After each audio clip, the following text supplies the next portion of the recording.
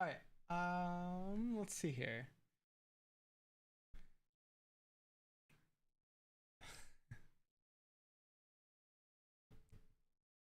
So this is hopefully a test, but also not quite a test.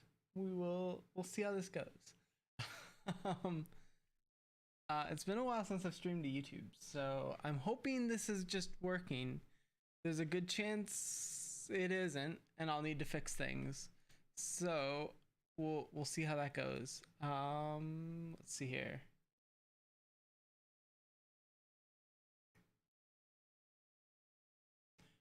Hey, okay, that worked. Let's try this. All right.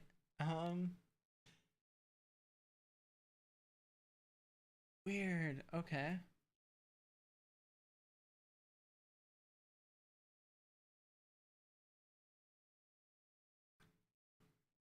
I've broken YouTube. This is going great. Um,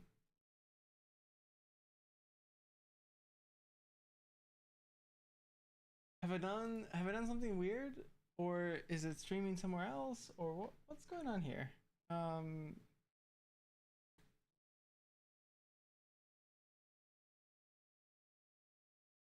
Hi. I think we're live, but so YouTube has a stream dashboard, but it's broken. So I can't actually tell what's going on. Um, according to YouTube, I'm not live on my stream.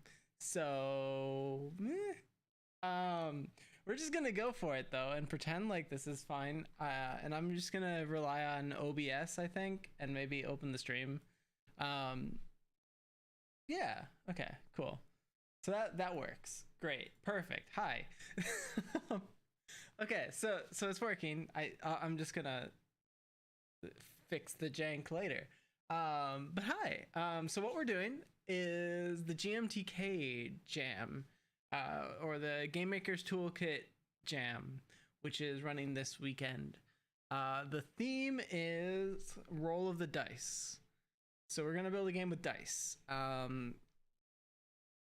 I've spent like an hour just kind of thinking about ideas. So what the idea is here is to grab dice. um, this is dice in case you didn't know. And so the idea is to take those and turn that into a fun mechanic. I'm gonna literally use dice rather than a random number generator. I think that's just more interesting. And what I have planned, I think, would also make an interesting board game. So while we probably won't do all of that in the same time, we'll probably just build the actual thing. What we're going to do is kind of build a gardening simulator, I think, which sounds super weird. But we're going to build a gardening simulator where each of your plants are your dice. And so you have like a d6. And so if you plant that d6, you now have whatever red plant is planted here. And then you also might have a blue plant that gets planted. And what you can do is then roll those dice to activate them. And that's going to trigger one of the 6 abilities because you get 6 different things. So each plant has like 6 different things that it does. You might add duplicates or something to those plants as sort of a way of working with that. But then the other thing you can do is merge the plants together. So you can take the red and the blue and make a purple one, which I don't have a purple thing. And so then you merge the 2 plants together and you get to select abilities from each of them to make a new dice. And then that becomes that plant and you can keep going. And so you start with like 4 basic plants. And then hopefully by the end of the game, you've created something a little bit more exciting, I guess. So how this is gonna work, I have a little notes sheet. So the idea, what we need to do is create a 10 by 10 grid and then implement basically 2 different types of things you can do. I'm looking for ideas to actually add like something else, because this feels like it's a very simple, and there might be something that makes a little bit more sense. Basically, you have sprouting something, which is basically growing another one of these plants somewhere. And so if you rolled this, it might say like sprout up. And so the cell directly above the plant would automatically become that type as well. And so you kind of have like this propagating plant mass. But if you sprout into an existing plant, then it merges, and then you get the other thing. And then the other thing is each turn, this is a turn-based game, you activate one of those things. So you would select one dice and say, I'm going to roll this one. Just so it's not just rolling everything. I feel like, especially if the intent is to make this a board game, I'm thinking 10 by 10 square, which is really big. So if we're doing something like that, theoretically rolling 100 dice and trying to figure all of that out is just logistically really difficult. So rolling just one, but then the interesting part of that is plants can activate other plants. So you can grow your plants as one of the abilities, or you can activate other plants. And so the idea is either you can activate a row or a column.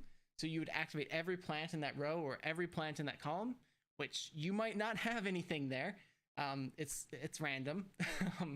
And you can also have one that would activate all other identical plants. So everyone that is of that type, but not that one, or all the other plants that you've grown. And so in this case, this would find all the other types of plants and use that. So there's like different, hopefully, strategies that kind of come out of that. I think it's enough to actually build it, and then eventually we turn limit this and say whichever person can fill out their garden the best in like 10 turns is the winner. And maybe there's a tie, and that's fine, because it's not really a competitive game. You're not like playing against other people. So you could play it with one person, or you could play it with a bunch. It's sort of up to you. So that's what we want to build. And pretty much the entire thing can be played with just a bunch of D6s and maybe 2 D10s, or just one to roll on the plot grid. This grid might get shrunk down. I haven't played this. I don't know what this is going to do. This is just trying to think of like interesting things you can do with dice, and this came to mind of like plants are cool because you can this is actually something that happens with plants. You can graft plants together. Pretty common with like fruit trees and things like that. So you mix plants together to get like different characteristics from both of them. This is a game built around that. And so we're just going to try to build this digitally. And then potentially, if this actually like is fun, there might be something that like a rule set that actually, if you just have D6s lying around, you can just play this that way. So I think that would work too. So yeah, I guess we're gonna build it and see how it goes. Usually my game jam games tend to be really experimental and really rough. I do game jam games as a way to explore new things in like a really time-boxed way. So what this means is that this might not work. Who knows what's gonna happen? I figured we'd try streaming this. I've done some streams on Twitch previously. Figured we'd try it on YouTube because most of the people that follow this channel are on YouTube, so it made more sense. We'll see how it goes. But yeah, it's probably just gonna be a super chill thing, and we're just gonna chat and build a game. So that said, let's get started. So I have nothing. Literally just created this project, so there is nothing there. Fourth dimensional dice. What would a fourth dimensional dice be? Like how would you roll a tesseract? Or yeah, how that'd be interesting. I don't know how that actually physically works, but that'd be cool. So I'm just going to, I guess, get started with this. Let's do scripts. Reserializing assets. Is it going to do that every time I create a directory? That seems silly. Let's see here. Scene. I already have scenes. All right. And yeah, I also you won't be able to hear this, or you shouldn't be able to hear this, but I have music in the background, so I'm just chilling. This is probably something that's either going to be like 2 hours and then I'm gonna get tired and go to bed, or it's gonna be like 5+ hours, depending on how much I talk. So we'll see. So if you create something, okay, yeah, yeah. Also, feel free to throw out ideas. I'm just kind of riffing on this idea. I came up with it as I was walking to go like get dinner. So there's potentially other things. The other option I was thinking for game types, and maybe there's some thoughts on which one we should do. But you can also have like your dice be a race car. And so the way that ends up working is, say we're on this dice has a funny 6, but let's say we're on side 1. What you can do with that is change it. Oops. First you have to not drop the dice, but what you can do with that is there's now 4 adjacent sides that you can kind of move to. And so those are your 4 movement options theoretically, or like 4 actions that you could potentially take. And so if you take that action, maybe we roll it to the 5, and now we can't take action 5 anymore, and we can't take action 2 because now that's on the back of the dice. So we can only take actions that are directly adjacent to it. So that would also be kind of interesting as like a way to, you have a limited number of slots to fill the actions of your dice, and then you just kind of have to organize them in a really clever way so you can actually like navigate a racetrack. Because like if you make 3 turn left, you need to make sure when you need to take a left turn that accessing a 3 is going to be possible, and that might not always be the case. Or being able to like flip back and forth between going forward if you have a long straightaway, so you can actually have like a higher top speed instead of like having to take a left turn because you have no way to go forward. Anyway, that might be something we do later, but yeah, cool. What am I doing? Oh, also something else I wanted to play around with this is dynamically generating the flower types. So they're probably going to be color coded. So you'll start with like primary-ish colors, and then as you build up, they'll merge. So you'll end up with like a red and a blue flower, and that will merge into purple. Maybe like a white flower or something to like just because I need 4. And then as those merge, you just get color from that, but then also like the type of leaves and the actual like flower on it is all based off of the type of abilities that you've selected for it. So it's kind of randomly generated. I don't know. We'll see if we get that far. Probably. I don't think that part is actually that difficult. So I think we're just going to start with the game board. So let's set that up, and then we can work from there. I turned on caps lock. There we go.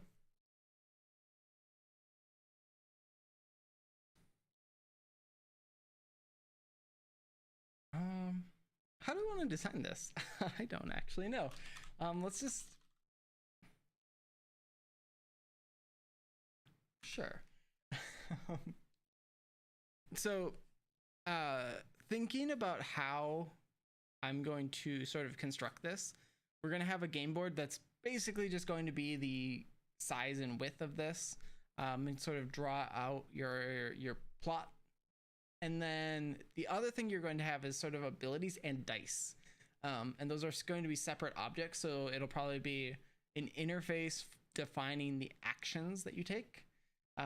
So I had all these different types of things that you can do in the thing. Each of those is going to be implementing an interface so that you can actually do things. Do I have hot takes with recent Unity acquisition?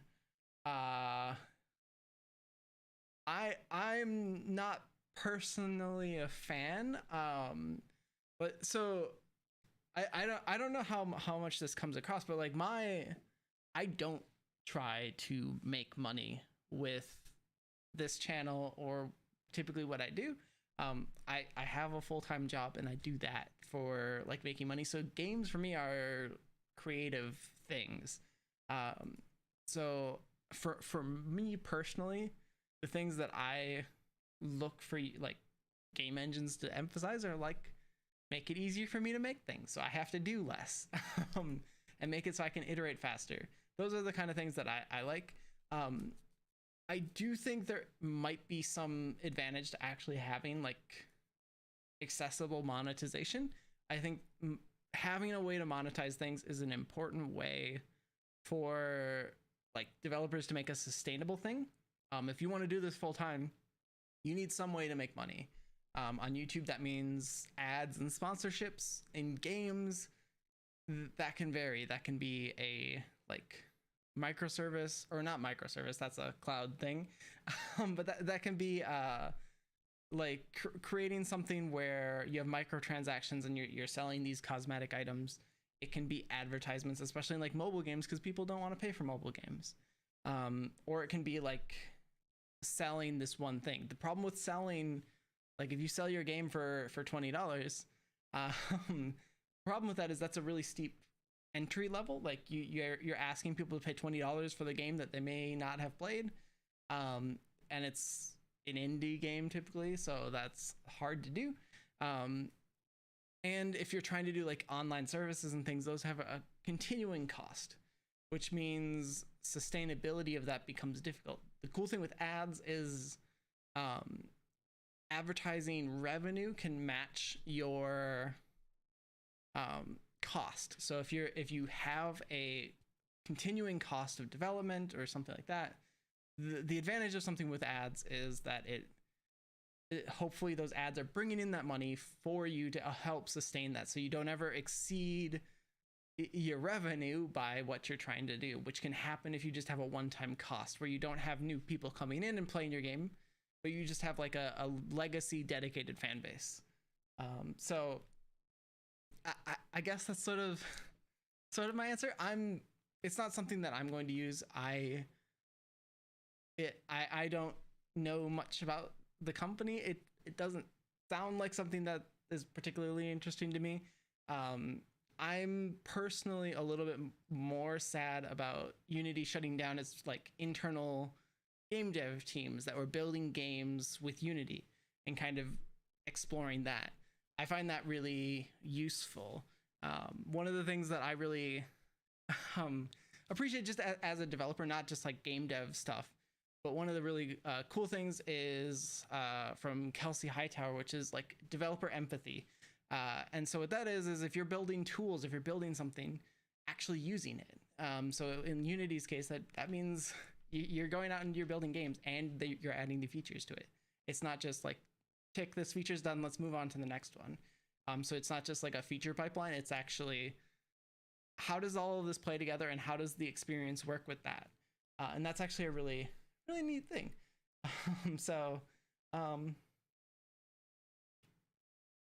Don't play mobile games, but they use too many in-app purchases. I think it really depends on the game.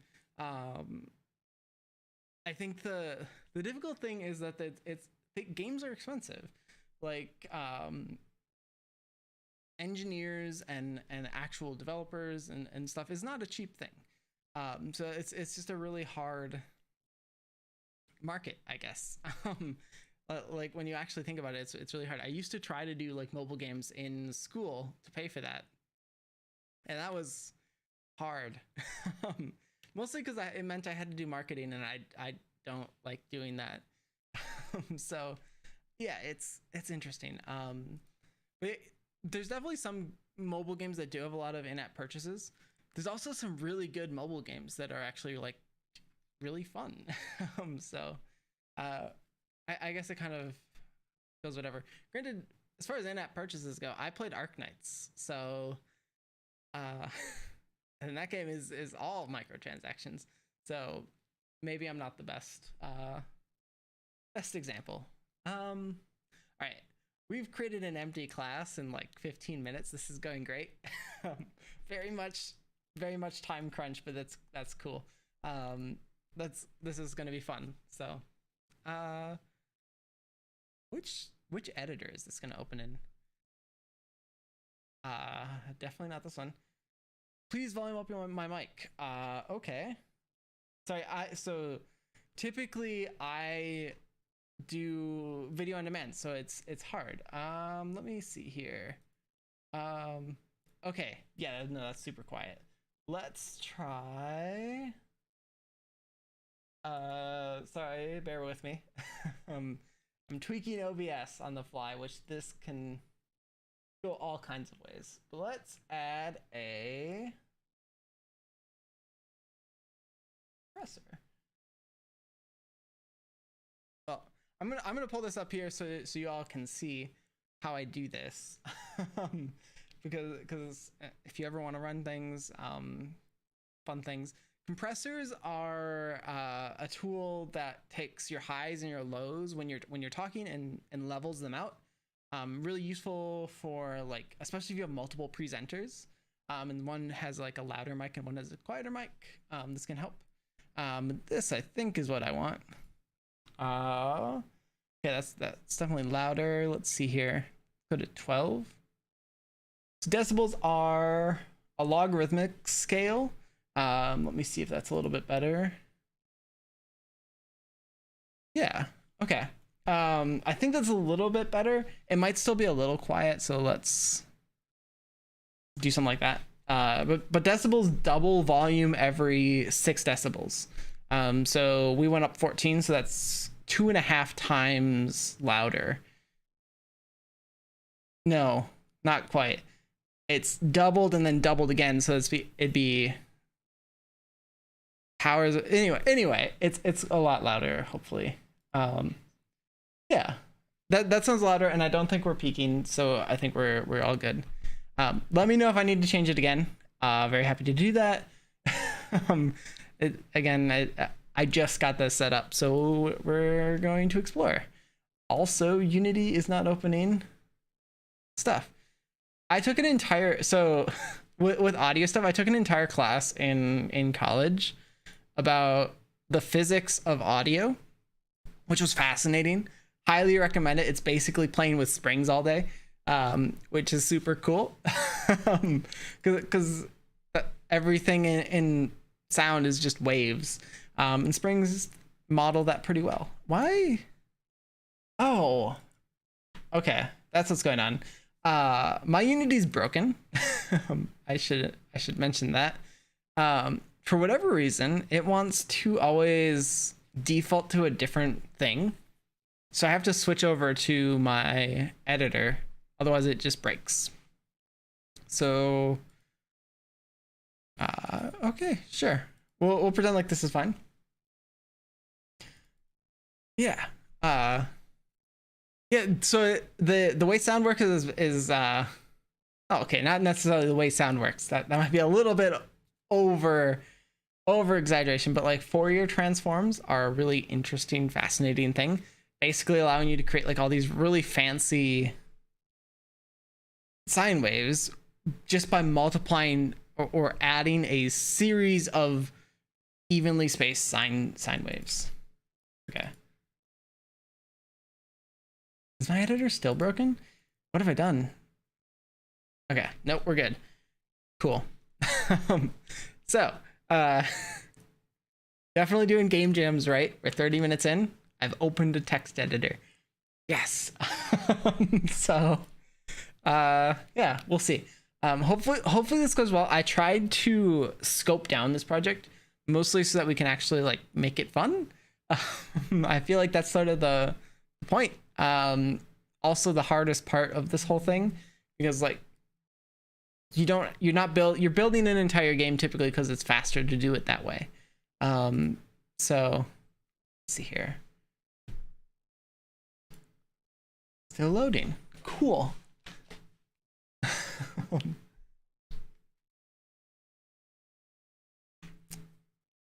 right. So our game board is going to have a public int size width. Is there any disadvantage to giving it a dynamic width and height? Public int height. So there could actually be some interesting like gameplay stuff as far as having different sized width and height, because you can select these characteristics, and so your sprouting will only happen in that one direction. It might happen in to the like right or left. And so if it's a wider board, you might want to prioritize that. So potentially actually having like randomized boards will change how you actually want to play this. Yeah. Oh, so Godot. I just started like learning Godot. There's probably going to be some content around Godot and Babylon JS as well. I'm working with both of those now. I have been super impressed with Godot. Like I was working on it for like WebGL stuff, and building a WebGL binary with Godot is so fast. I didn't even understand it. Like with Unity, if I tried to export this project to a WebGL thing, it's going to be massive and it's going to take a bit. Godot is going to be done before like I could close the window. With just like an empty project. It's super cool. Very highly recommend it. Well, so Babylon JS and Godot is a little different. So the reason I've been looking at Babylon is you don't need it's not a game engine, which means that like if I want to build something where other people can contribute to a game, they don't need to download an editor. They can literally just like open up the GitHub project, make the change, submit the pull request, and I can actually build them a working version of the game in that pull request.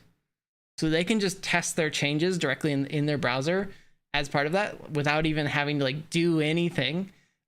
Like you don't even need to download it to your local computer. You could literally like program from your phone if you want to, and actually play the changes. That's sort of the I think like the cool thing there.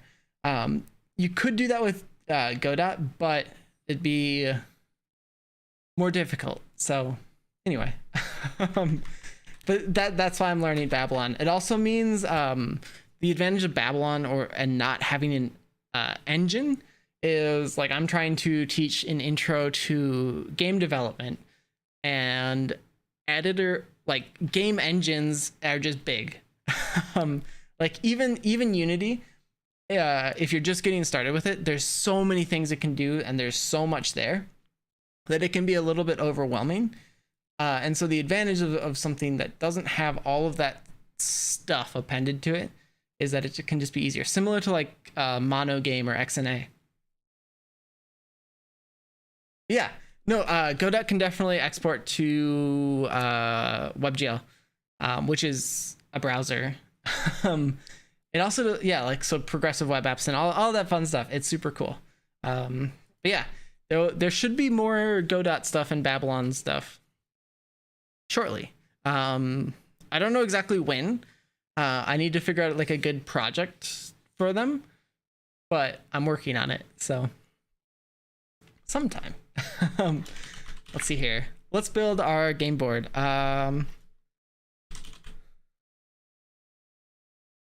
Plot or double array? Sure.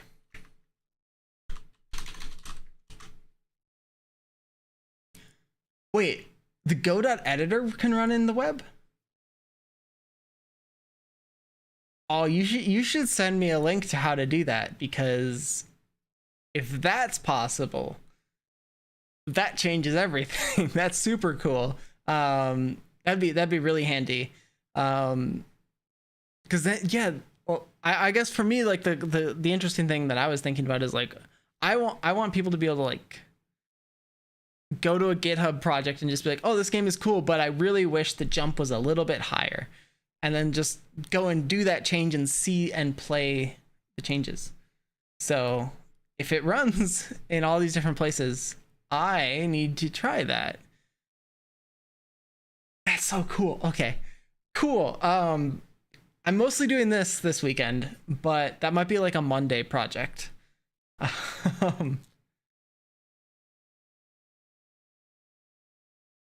Anyway. Well, here, let's go and explore this. Now that you have me curious, so we're going on a Godot. All right.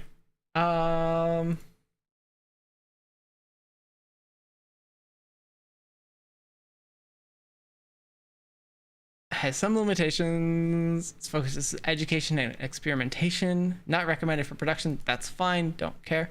And then you open your project and can start. Huh.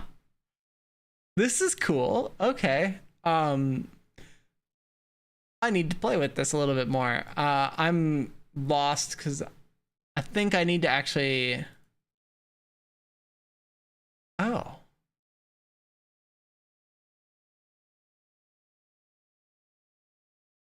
Does this work?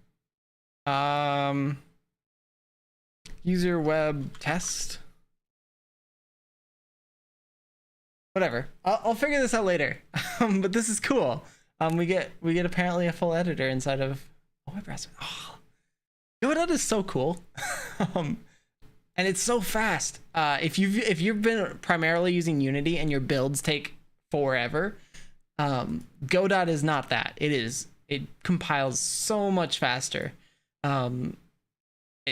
It's cool. Okay, I've gotten distracted a lot, but this is it's cool. Talking about cool things. So I created this plot array just so that we have something that can store and handle these interactions. It's probably going to have some sort of action to actually invoke something. Well, if you need your own host server, that could actually be an interesting thing. So I don't know how many people know this, but I do developer relations at Microsoft now, and so like my job is kind of like helping out people mostly in the Bay Area, which is sort of where I'm located, but also just kind of like helping people build really cool things with like Microsoft tech. And so I think there's a full stack that we could kind of think about where you have VS Code running in a web browser and Godot running in the same browser, and you have like a full editor suite just in your browser. That'd be really cool because you can also run Visual Studio Code in your browser. Just cool. What am I doing? Creating a class. Let's call this plot. Sure. This is gonna make me zoom in every single time I open a new thing. I froze it. Nice. All right. Cool. Whatever. This is fine.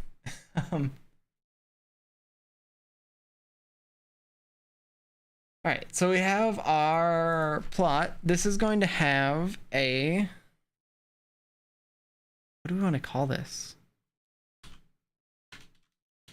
A sprout? Plant? Maybe just calling them plants, because sprout is the verb for like the action you're taking. We're planting plants, so we're gonna have a plant, and we're gonna mark this as. This is an object reference. One of the things I'm trying to get better at is adding this nullable reference here, which accomplishes exactly nothing here because they can already be null. But what that's doing is saying there is an expectation that this could be null. So you should handle that in your code. If I don't have that, then I don't expect it to be null. And so I don't insert null checks for those. But trying to get better about like actually, if I'm expecting to like this cell hasn't been filled yet, use a question mark. So there we go. And then I'll figure the rest out later. What? Right. Hitting all sorts of things, but that's okay. and then I think I can just create that. And can I?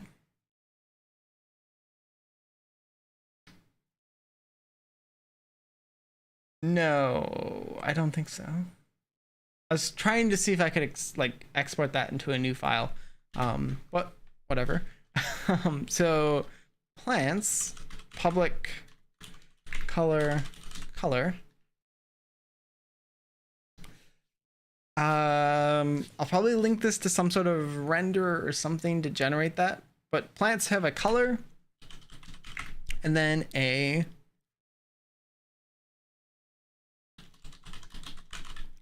have plant actions, which is just an action but specific to plants. So it's probably just going to actually literally derive from like a function or an action, but this is going to be a 6-dimensional array called the actions.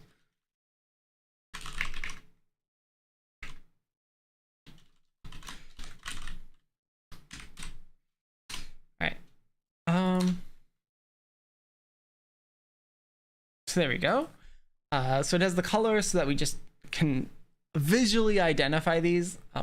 That's just mostly a helpful thing. Then the actions is the 6-sided thing. I don't want this class to handle the randomization. I'll do that later.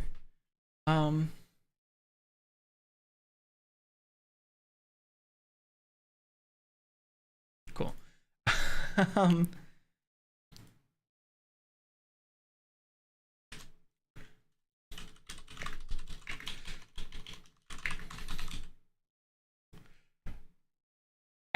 We're already getting complicated. I'm gonna add a name generator. Do I really want to do this? I don't. We're not gonna do that. To do. But it'd be really cool if each of the types of plants had their own custom name. Maybe later. And then what do we need here? Plant actions, that's another type. And this is going to derive from an action that might need to derive from a function at a later point. But for now, I don't actually know what it's going to take, so we're gonna just derive from an action. What did I do?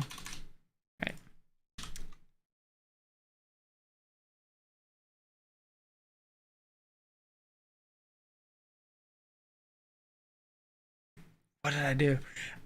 I think I've just said decompile this, and that's not what I want. Why is this? Nope.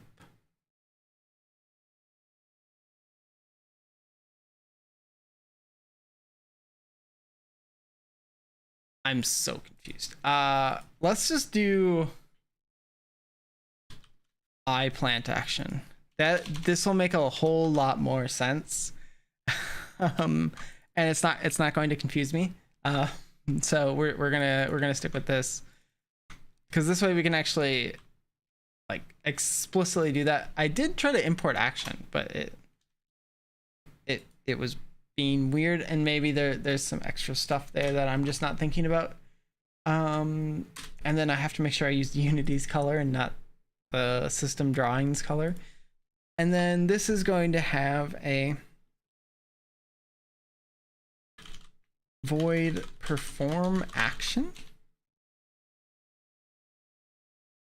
and it's going to take a plot,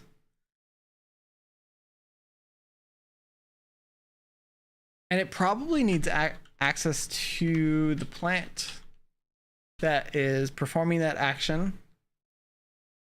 because if we're merging these two things, it needs to know the origin of what it is. And we'll leave everything else like that.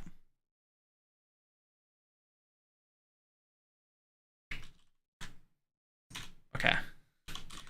Sorry, my keyboard is in a weird spot, and I'm missing buttons all the time. Plant.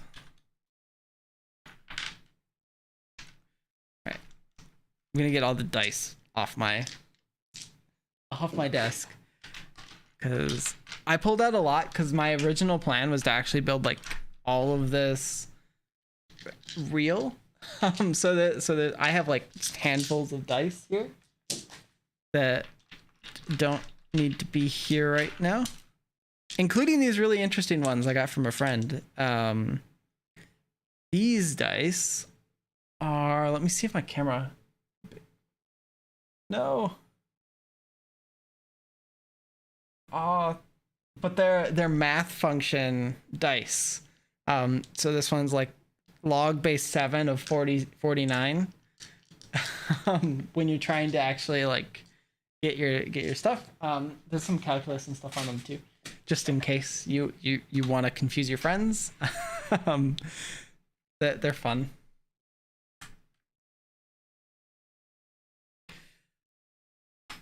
Oh. So one of the cool things with Godot that I've been finding is you can actually use like a whole bunch of different languages now. Because it's based off of Mono, I think as long as the things import that, you're good to go. So you can write it in like C# or Rust or Python or Lua or Boo or whatever. So if that's something you want, it's kind of cool. It's kind of like the original, like where Unity was years ago. So like back in Unity 3 and 4 days, there were multiple different languages you could choose from to write your game in. You didn't have to choose C#. You could do like JavaScript, or you could do something. You could do Boo, JavaScript, or C#. So like when I was first coding in Unity, I was using JavaScript, and then switched over to C# after a while. But it used to be kind of like that. It's cool. Why doesn't it like this? Oh, that's why.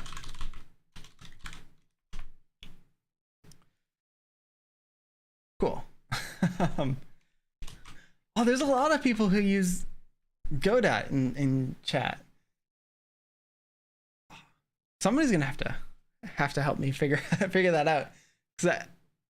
Or maybe that would be an interesting thing. Would people want to see a video series where I'm literally just like learning Godot? Because I can do that.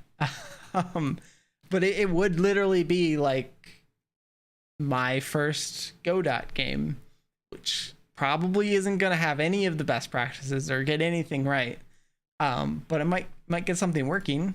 So we could build like a, I don't know, like a Pac-Man or a tic-tac-toe or a Flappy Bird or something, just in Godot. So yeah, cool. All right, I'll give it a shot. Because those kind of videos are really fun for me to record, because I like learning. If you've subscribed to the channel for a while, that's what I do. It is most of the videos are just like interesting things. I'm like, oh, I'm learning this. Here you go. For whatever reason, I just happened to use lots of Unity, so the channel tended to do lots of Unity things, and especially shader things, because that's what I was learning for years. So cool. Yeah, it'd be cool to do more like intro game dev stuff. That's how I got into programming, so it's always a big important thing. All right, we've written. This is going very slowly, but it's good. That's not a bad thing. It's just I need to just remember that I'm cutting off way more than I should be.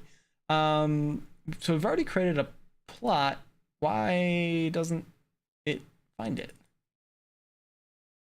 Oh, it's putting things inside of namespaces for us. Let's not. let's do this. There we go.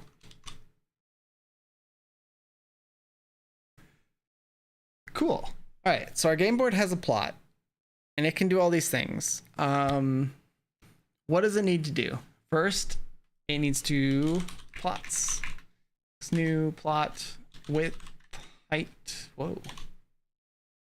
I feel like my keyboard's broken. I already broke one keyboard this year by dumping like an entire energy drink on it. Don't recommend that. So this is my backup. And it's being weird. There are plenty of okay. I already got through that. Plots. What do we do?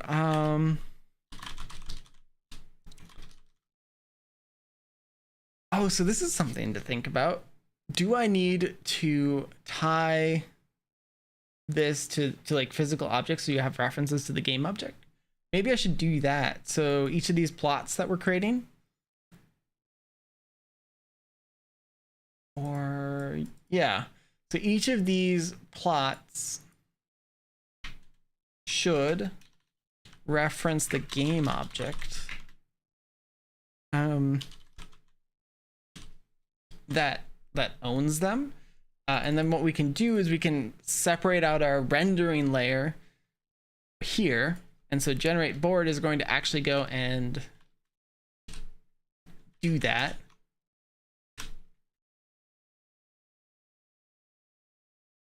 So for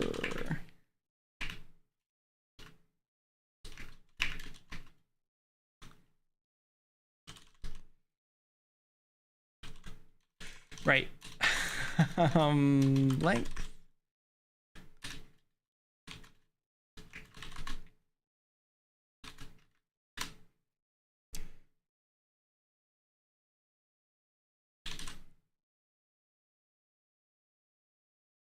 Well, so you're talking about how Godot kind of gets some concepts right, and I think one of the things you're seeing there is Godot is a much newer tool. Unity has been around for a while, and a lot of the systems that like we're using right now are not what it was originally. So like if you go back to like some of the earlier versions of Unity, like Unity 3, Unity 4, it felt very differently. But one of the nice things about that is it did feel more connected. There were less services, less things that you had to connect. And so Godot is kind of back in that space still. I think it doesn't have a lot of like the legacy that Unity has, and that's not necessarily a bad thing. It like Unity's kind of grown through that, but it's just grown differently. And I guess maybe Godot is old. I honestly don't know, but it's different. Unity has a very popular, it is super popular, right? And so they can't. When you have something that's really well liked and used, it's really hard to like go back and just take it out, like take out things, even if like you're replacing it with something better. That's really hard to do because people are already used to that existing thing. Like, could you imagine what would happen if Unity was like, okay, you don't make mono behaviors anymore, those are gone. Like if they replaced that with something different, it would be weird. And so that step is just kind of a weird thing. So what are we doing? Let's see here. Let's go and generate board piece. So how do I want to do this? I haven't really thought about this. We have a width and a height, but that's like squares. That's not measuring size. So let's do public float board tile size.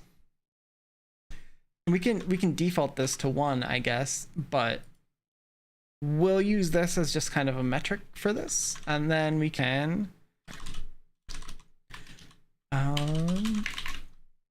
let's see here.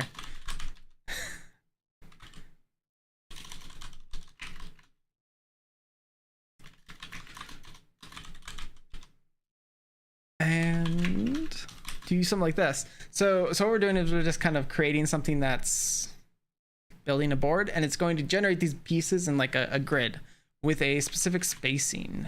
I need to make sure I've actually got this correct, because otherwise it's really not going to work. And there we go. So let's, sure, something like that will work.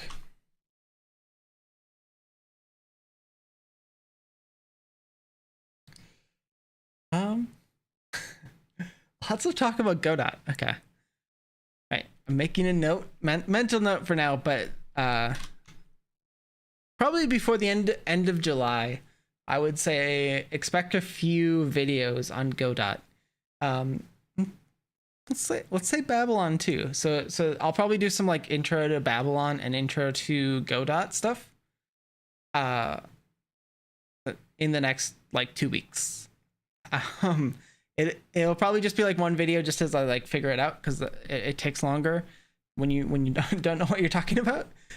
So I'll need to do some research there, but we'll do some of that and then see what people think. I think especially right now, people are kind of cooling off on Unity, I think. I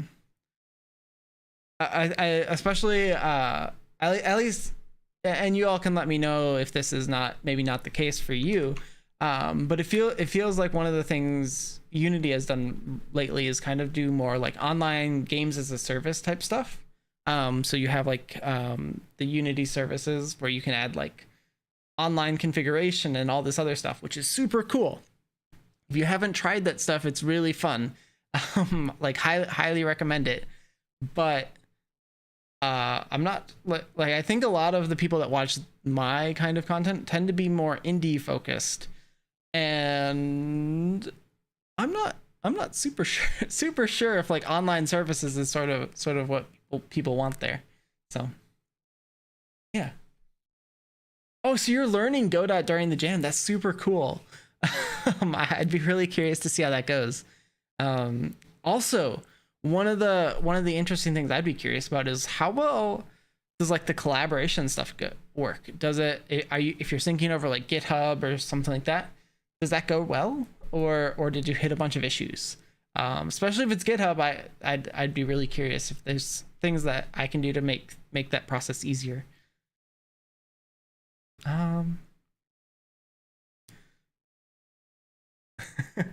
Yeah, feel free to reach out if it goes well or doesn't go well.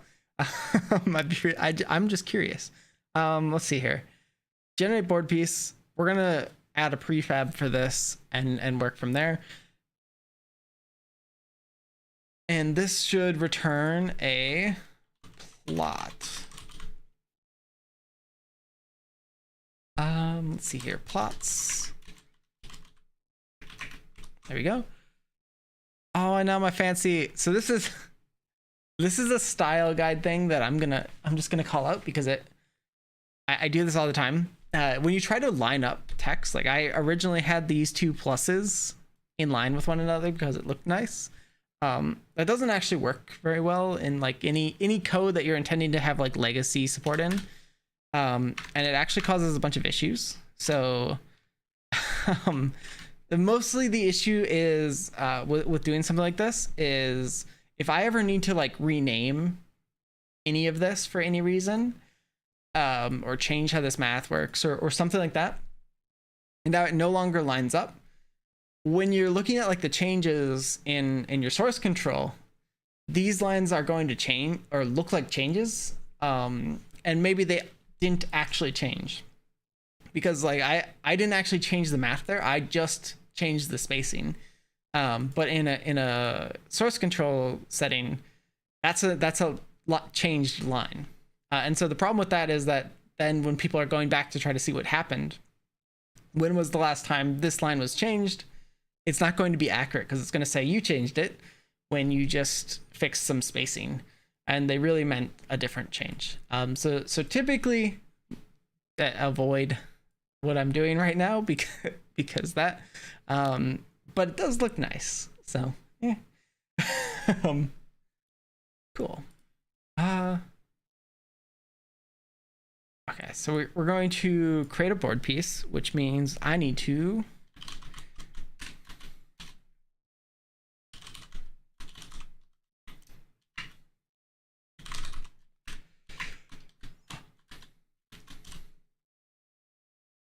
and let's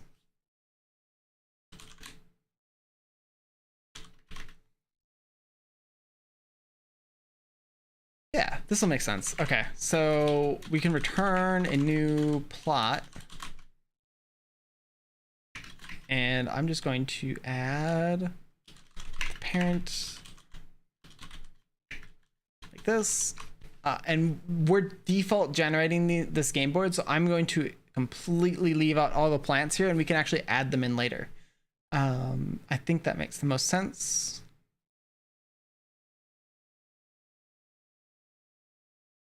Oh, this is going to...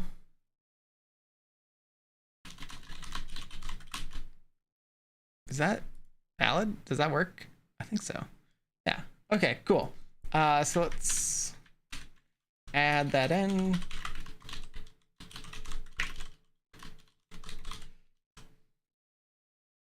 Cool. So we have our plot prefab. That's going to generate, we're going to get that, create it, add it to the plot. So now we have a reference back to that object that's referenced there.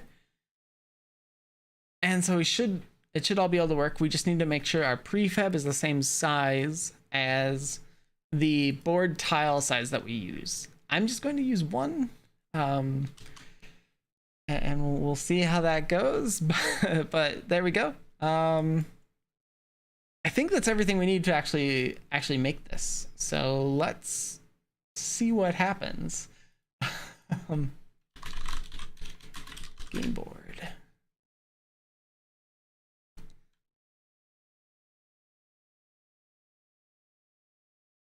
And then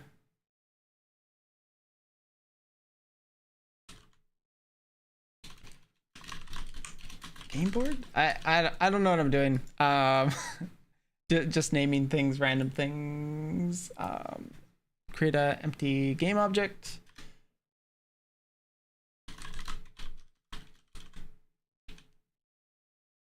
I should, before I do all of this, I should add some logic here to parent this. Just so it makes everything easier for me, so that the game board can actually be moved without causing a bunch of issues. This is probably not a big deal, but we're gonna do it anyway.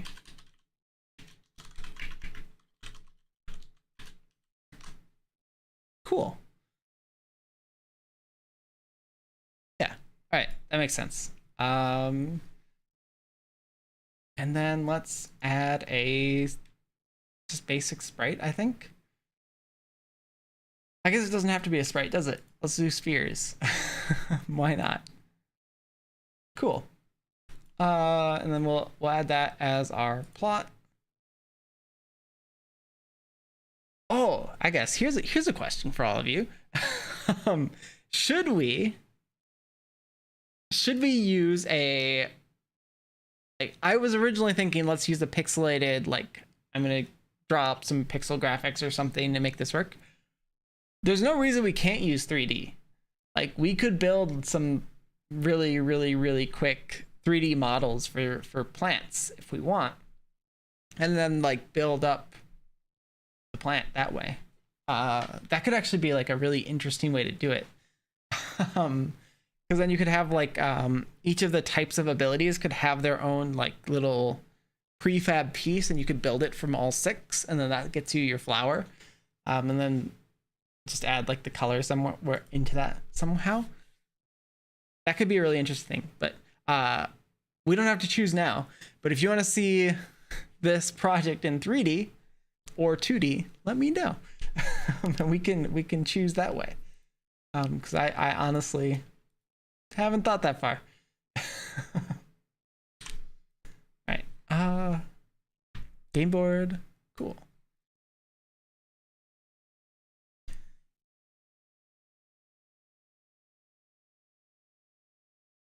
Perfect. All right. So here's how that works. So we get an 8x8 grid, and it is 8. So I don't have like an off by 1 or anything of all of our tiles, and they're spaced by 1, so it all lines up correctly. So that's working perfect. Maybe use simple geometry for style and animate those. So that's what I'm thinking is like the stem of the plant could literally just be like a box or even like a triangle, an extruded triangle. And then we could add some leaves, which is just like quads. And it's super simple, but I think that could actually like look kind of neat. I'll think about that. That might be, that can be a problem that we sleep on and think about. But that would be a good excuse to like pull out Blender maybe in like the last day of this. So this is a 48-hour game jam. It started at noon Pacific, which means I have until noon Pacific on Sunday. So what's probably going to happen is like this first day, we're mostly just going to be iterating over a bunch of stuff and trying to like get all the basic stuff working. So my thought is we're planning on using colors to differentiate the different things. So let's make it so you can click on a sphere, I guess, a colored sphere, and that's going to trigger it to do its effect and do all of that. That will allow us to actually get those effects working. We can avoid the like hybridization mechanic until tomorrow. And then we can spend pretty much the entire day doing that and making it look nice. And then like that final day, I probably won't wake up super early, but we can use that to kind of like package everything up and make it look nice, add a main menu and so forth. I think that's sort of how time allocation is going to end up working. We'll see. But I think actually choosing spheres and sticking with spheres makes some sense here.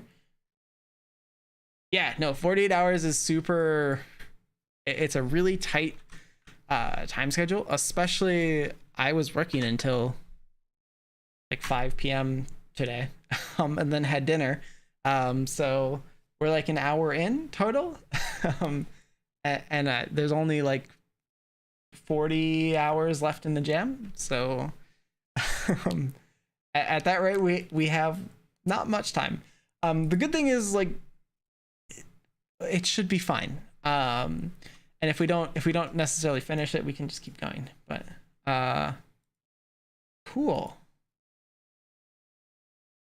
Let's see here.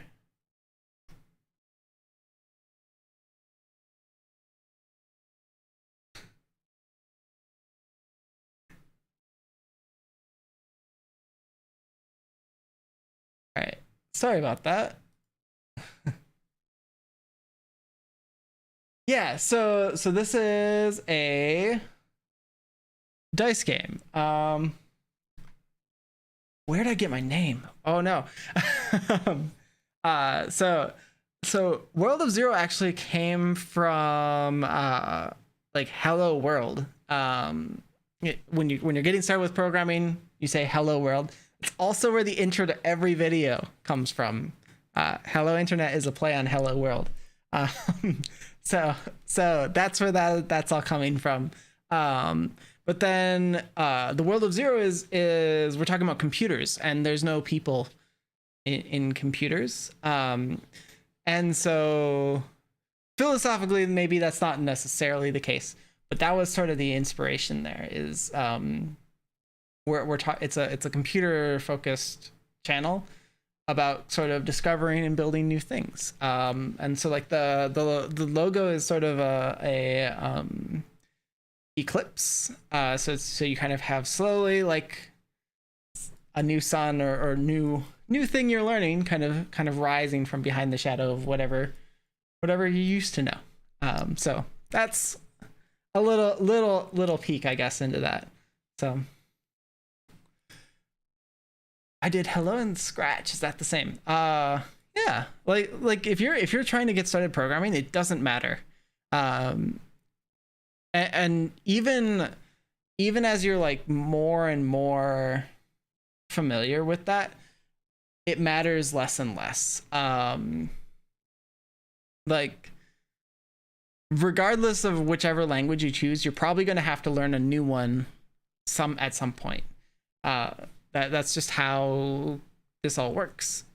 How you start that doesn't matter. So if you start in Scratch or another one of those things, that's fine. I started with a thing called Dark Basic, which I don't have. I have the disk of that somewhere. Which if people are interested, I could pull that out and we could do a video in that. But that is a Windows 98 basic programming language for games that lets you build games in BASIC. And it's super janky, but like it's a good way to get started. It gets you started programming things. So yeah. Oh, okay. So you moved over to C#. Cool. You definitely don't like. Hello World is just the stereotypical introduction to a language because it shows you typically that will go print hello world. You're going to show how to do output in your program, which is kind of getting information back to the user, which is why we write programs in the first place, right? It's not just so that you can go and make your CPU do work. It's so that you can actually get some value out of it. And so the way you do that is you have inputs and outputs into your system. And so hello world is kind of a really useful like introduction to any language. It's going to teach you first, how do I get information out? And then you can add like a argument or something of how do I add like hello my name, so that you can actually enter a name and then get a greeting back. And then all the complicated math and logic and stuff that you need to add afterwards, that's the other part. So yeah. All right. So if I've done this right, we should now be centered. I need to rethink this. We're not centered.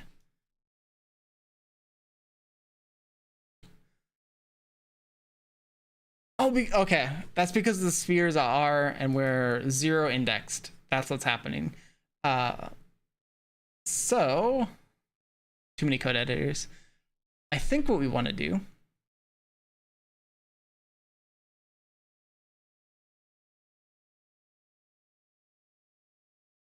Oh, I don't want to make this too complicated, but let's subtract something from this. So we're centered, so let's do a vector 3 dot back.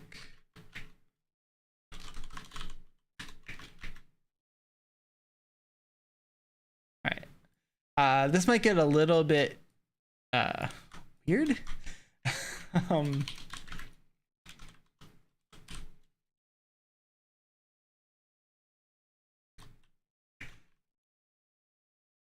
Sure. Okay, this is weird.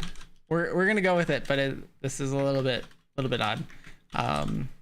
So don't judge me too hard. There we go. And basically we're just subtracting half of the entire width of what we're gonna create from this, and then I can just append this. We're doing that as a separate variable so that we can ooh, don't do that. There we go. We're doing that as a separate variable so we can quickly add it on and only calculate it once. It just saves us from a bunch of stuff. We're doing this only at initialization, so it actually doesn't really, it's not that big of a deal, but it's still, I'm just going to do it that way. So.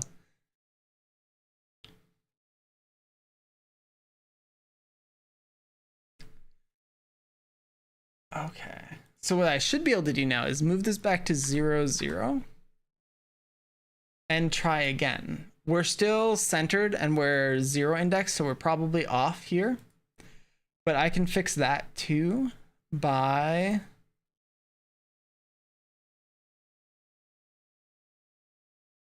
this is, I've never tried this actually. Normally I would add on inside of the code here, but I think we can just do this and get away with it. Oh,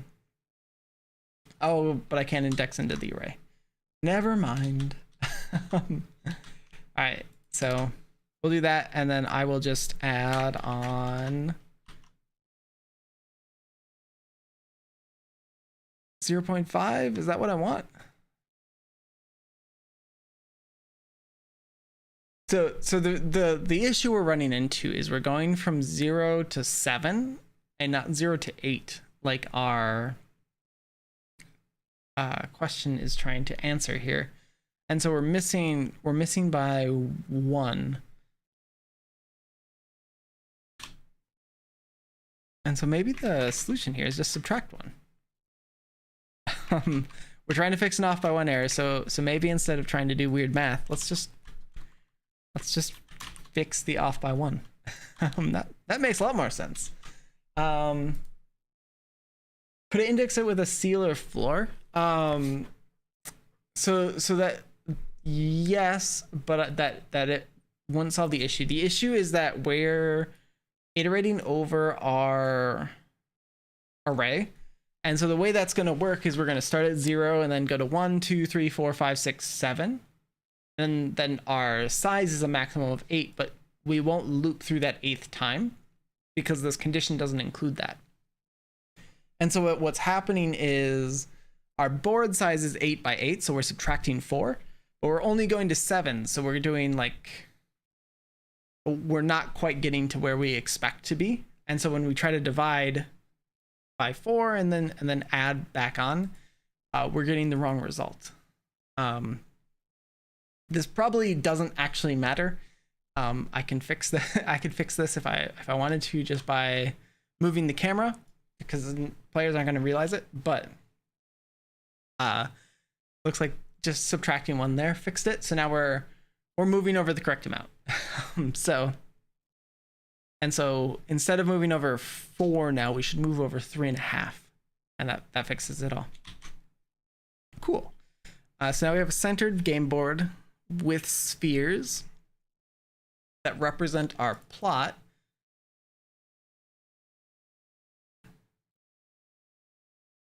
And I think I want to change the material of this. So we have, let me just bring one of these out here. We have this plot. It has a sphere. And that sphere has a material. I want this to be something else. So let's do,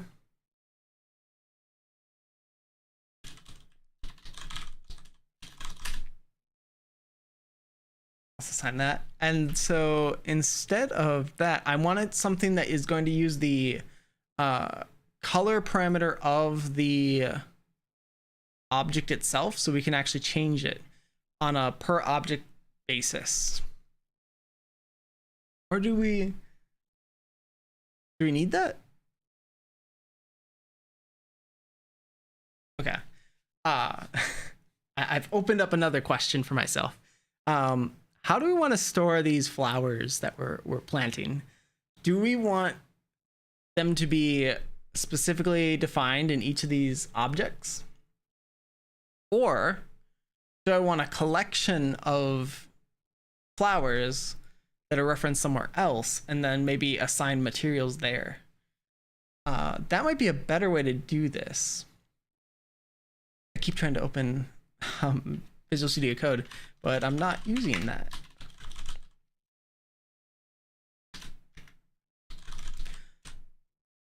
So what I can do is do this, and that gives every plant its own material. What this means is that I need to go and generate a new material if I want to duplicate the plants, but we shouldn't have that many, so it shouldn't be that big of a deal. So yeah, how about a pool? I think that's sort of what we're. I think that's sort of what I'm getting to. So we can have like a pool that stores all these things. I'm wondering if I need that. If I use a material, as long as I don't create a new material, it should use the reference to that material. Just to confirm. Sure. Yeah, so a material is a class. So we can pass this around and we'll keep the reference. So I won't be creating new materials by passing this around. So I can rely on that as a way to do that and maybe simplify my code a little bit. The advantage of doing a pool, like an explicit pool of these different types, is it probably in the long term is going to be a lot easier to manage than what I'm planning on doing. But this is a game jam game. So we might cut a whole bunch of corners to make this work and just kind of live with it for now. I'm not entirely sure. I'll probably change it later, so it's fine. But I'm going to add the material here now, and then what I can do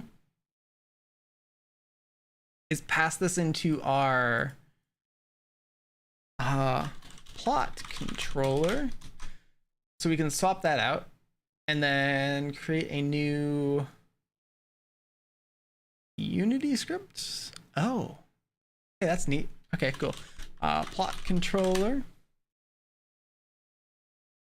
Hey, thanks so much for joining the stream. Have a good night. We'll probably be streaming again tomorrow too, so if you're around, feel free to come check us out or go out. It's been, at least out here in California, the weather's been really nice lately. So depending on how that goes, we may or may not spend too much time. But yeah.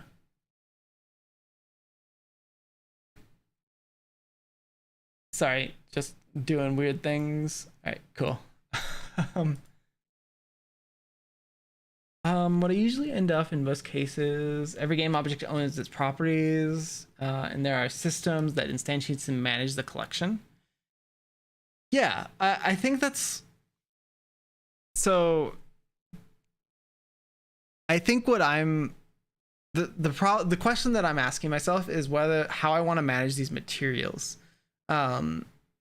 Typically, just creating a whole bunch of materials is not necessarily a great practice. In this case, it's not going to be a problem. We can pretty much just ignore that. But it could be. The other issue we're running into is if I do this, what I'm doing is actually making a pretty significant, I would say, design choice. Because I'm no longer storing the properties of like what this is. I'm storing its behaviors. So the material is the behavior of the object. It's how it's going to get rendered, which is different than the color, which is sort of a differentiator, or a color in this case is sort of like the ID. It's the unique type of this thing. And then the actions are what it can do.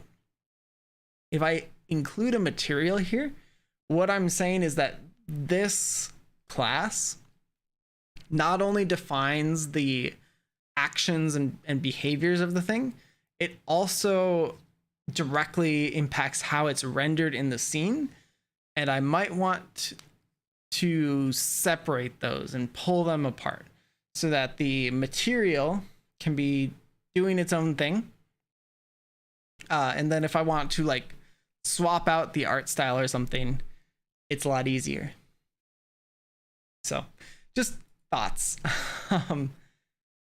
Let's see here. So plot controller, we're swapping out what I'm doing here is inserting a plot controller that is going to actually replace the plots game object reference and use that instead. And so what we're going to do is inside of here,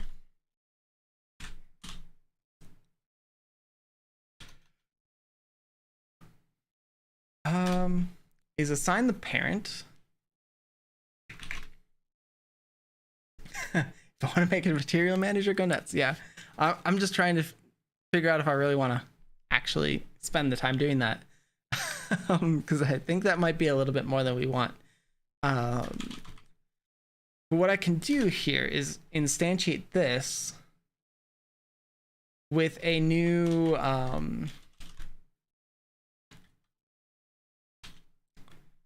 did I even call this? Plot controller?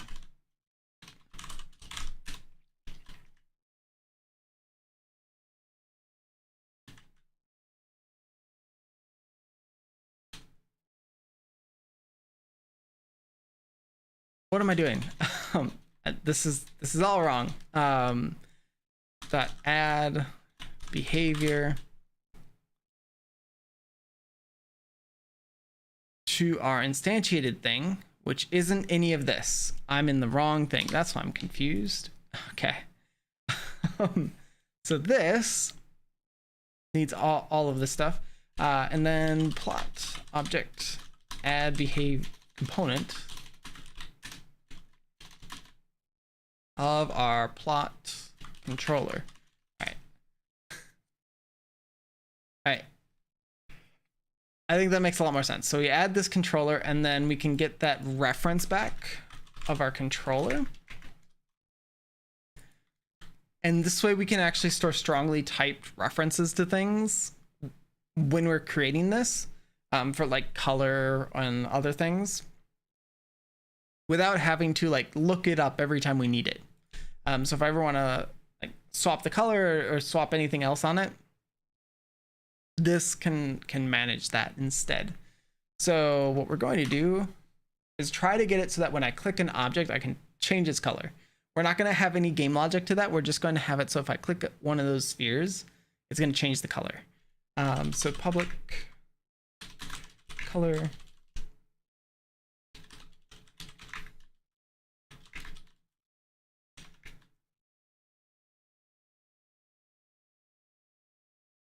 and I think the way I want to do this is not with an update.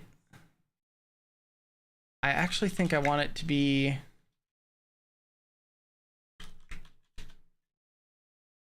a getter and a setter, like an actual property with a private color assigned to that behind the scenes. Sorry, that's really small. There we go.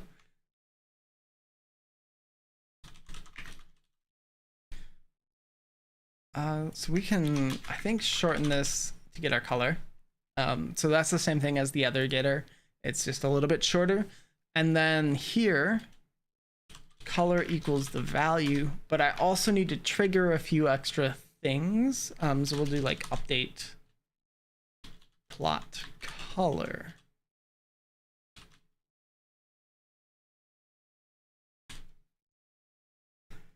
And that way we can actually go and trigger these things and actually do these updates for us. So we know when we assign to this property, it will automatically go and change the materials property for us, which I think is what we want. That should simplify things a little bit.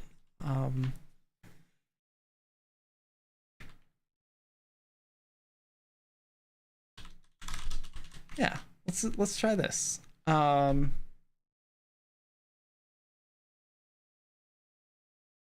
Oh, what does the this what this is doing is sort of referencing the function. So when we're talking about property, I can write this out. We are going to do something like this. If you're getting started with C# through Unity doesn't really use properties that often, so this is probably not super familiar. Where you will see this a lot is something like WPF or other like UI frameworks. But properties are a way to have a getter and a setter. So something that gets the value and something that sets the value that's more complex than just directly assigning to a variable. So in this case, we want to actually do something whenever the value changes, I need to go and update my scene. And so that's why a setter is useful. If you're familiar with like Java or something, they have explicit setters where they'd be like set color. C# kind of has properties that simplify that for you. And then what's happening here is if I want to reduce this, I can use that arrow operator. It's going to do an equal sign with the bracket. And that's just saying this getter is going to return the right-hand side. And so this is similar to, I think this would work. Nope. Okay, never mind. But this is doing the same thing as that return. So it's implying and saying the right hand side is going to return this, and sort of removing that function. It works really nicely if you have really simple, like, one-liner changes that you need to do. Doesn't work so well if you have like really long things. But in this case, when we're doing like getters, I just want to see the value. And so it's super nice. You might also see this quite often in something like a action. So an action is just a function, like an inline function that you write. And so if we do an action, I can actually create that just by doing like something like this. And so what's going on here, I'm going to leave these compilers in just because I'm going to delete this. But what's going on here is we're creating an action, which is a parameterless function. So this is the arguments into our function.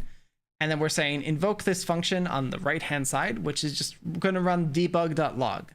And so if I want to invoke that action, I would do like this. I think that just works. And so that would actually call that action to invoke it and just run debug.log for us whenever we wanted to do that.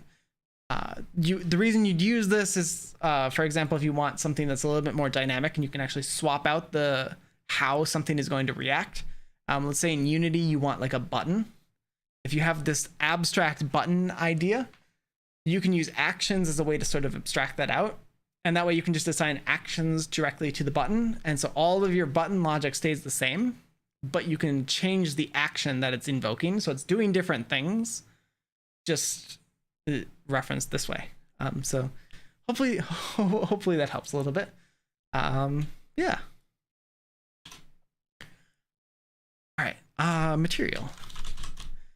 I want to change the color.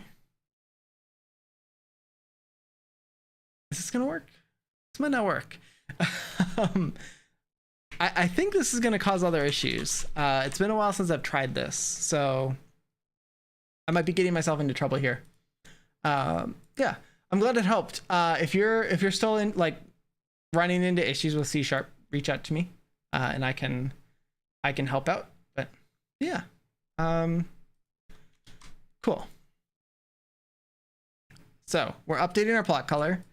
We have this, changing the material. Cool. So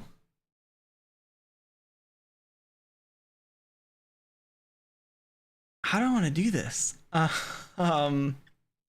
If I click the plot controller, I want to update this, but I need that to be handled from the thing that knows that it's managing plants, which means the game board needs to be the thing that is projecting that. So if input.get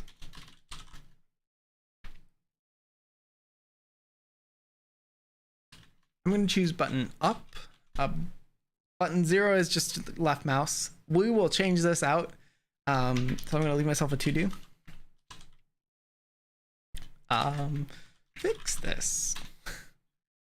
To use input. Yeah, we're gonna do this for now. Generally, I think we want to use like the new Unity input system, but I haven't gotten that far yet, and I think that'll be a little bit more time than this really quick thing. This will at least let us build something that works on a desktop, and I think it should work also on like mobile phones too.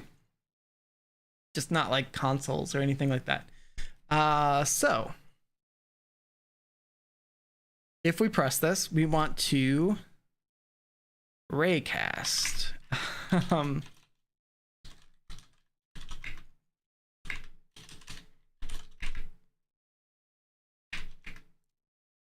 And so we're gonna grab the main camera and do a screen point array from the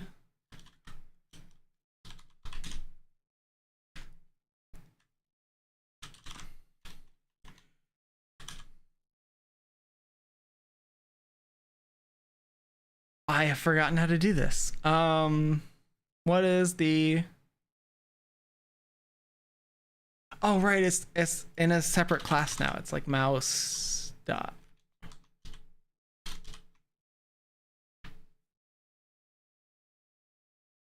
I might need to go and look this up because I've...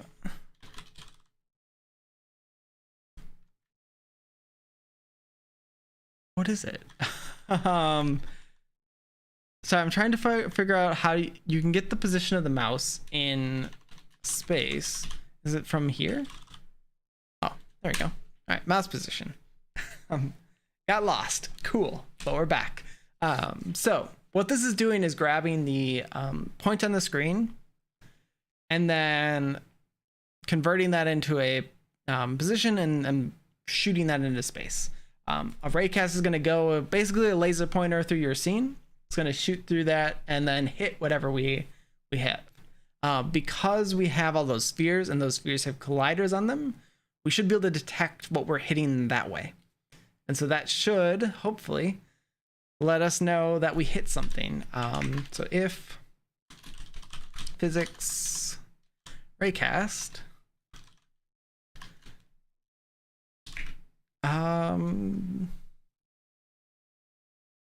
and then we'll just output the hit. And then we can just keep this as like an infinite ray. It will simplify our math, and we're building a 2D game, so it's not that big of a deal. I think that makes the most sense.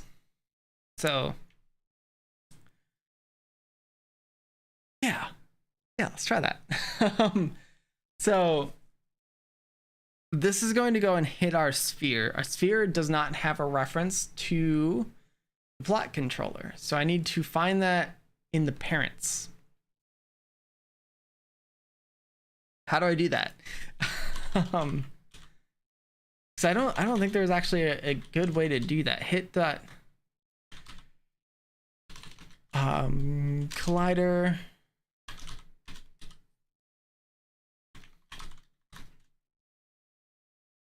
Get component in parent. Perfect. Sent a request on Discord. Okay, cool. Awesome. I will take a look at that tonight. But yeah, have a good night. This should hopefully just end up as a VOD. I'm not entirely sure how YouTube does this because it's been a few years since I've streamed on YouTube. It should end up as a VOD, so you should be able to catch up if that's interesting. This is probably going to be a very long series of streams, so there might be a lot. But yeah, thanks for joining and have a great night. Let's see here. Get component and parent. We want the plot controller.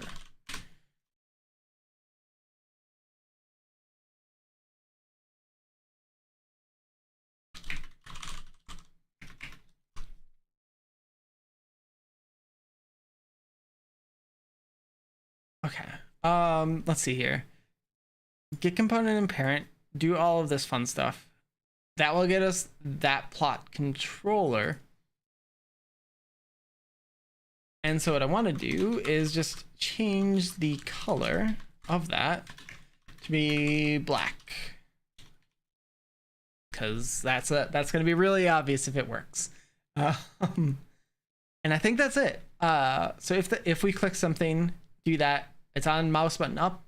The reason for that is if you are unsure of what you're doing, you can like move your cursor off or whatever. I think that's going to make more sense, like usability wise. So we're going to give that a shot and see what happens. Let's attach all of our scripts though.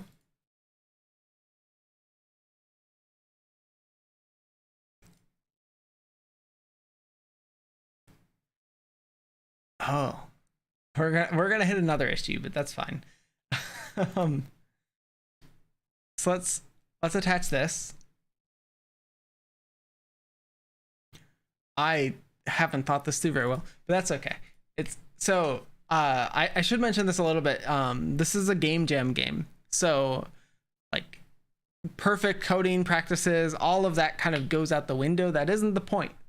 The point is to finish something in 48 hours, and so there's lots of compromises that come along with that, and so that's just gonna have to happen as part of this. It's a really good thing. I find these kind of practices are really nice because you can spend too much time. Yeah, you can spend too much time like making your code look really nice, and that can be kind of wasted.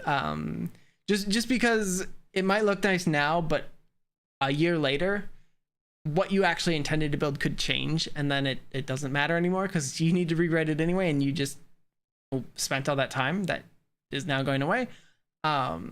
So yeah, our problem is we don't have unique materials for this. So I need to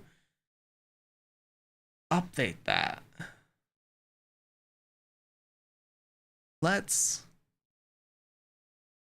I don't know how I want to solve that.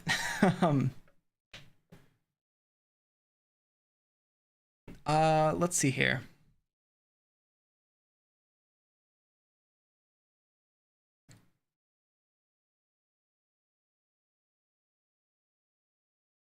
So the solution is going to end up being in here.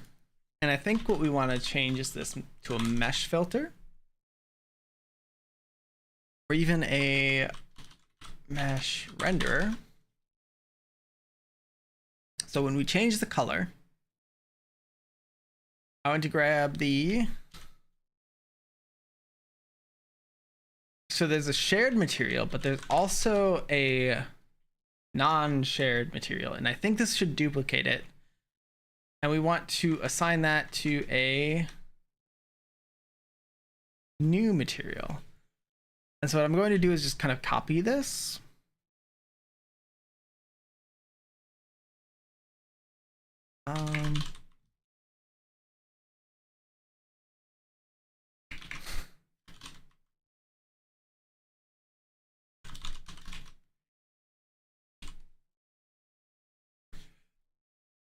hello. Welcome. How are you?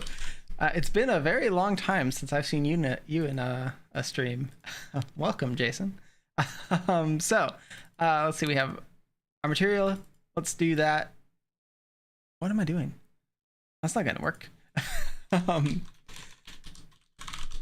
let's set all that up. And you are correct. We are on a roll. I got rid of all the dice on my desk because they were in the way. But we're doing things with dice. We haven't gotten to that interesting bit yet, but hopefully there will actually be dice in this game. Maybe. Or I'll pretend like there are, and everybody will go along with it because they don't have a choice.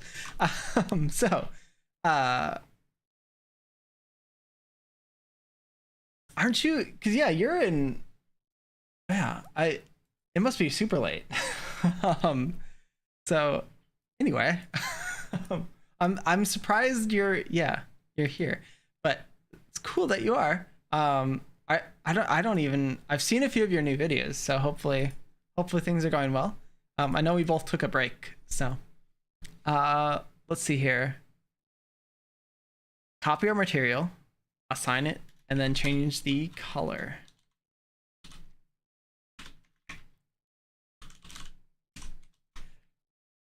Yeah, so I think this should work. We're gonna create a copy of our material, and we're going to assign that to the existing material.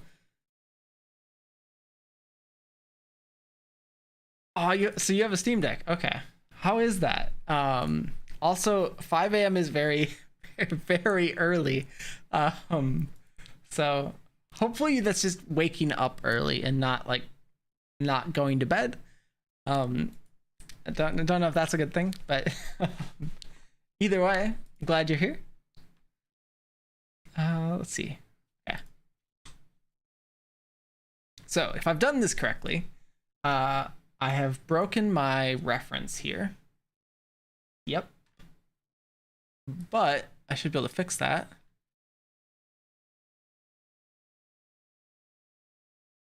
Also, this is sort of a Unity quirk, but I changed my materials color, and that doesn't reset when you stop playing. Just a random call out, but that doesn't. Everything else reverts, but that doesn't. So we need to manually do that, and then save this. Make sure we save our prefab, and then delete it. And so if I've done this right, what should happen is I should be able to click. You stayed up until 6 a.m. I can't do that anymore. Like when I used to do these game jams, I would stay up all night at like the entire weekend and get maybe 4 hours of sleep the entire weekend. I just can't do it anymore. Also, that just seems really unhealthy now looking back at it. Like, I feel like that probably wasn't worth it, but it was really fun at the time. So, great. Using an emulation device.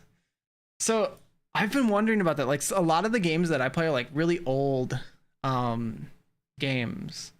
So I've been playing like Vampire the Masquerade and things like that lately. And those don't require like really advanced hardware. They're just older games, and I'm curious if that works. Granted, I imagine I missed out on being able to get my hands on one anytime soon anyway. So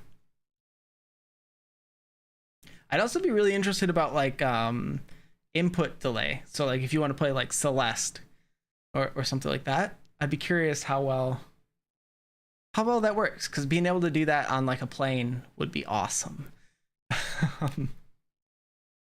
Cool. All right, so we can click and assign our material independently. So let's put our wait. So it can run emulators. That's super cool. I feel like I was too much of a pessimist when it was first being announced, because I was thinking it was like SteamOS when that was first announced, and I really didn't like that with their Steam controllers. So welcome back. Bye. All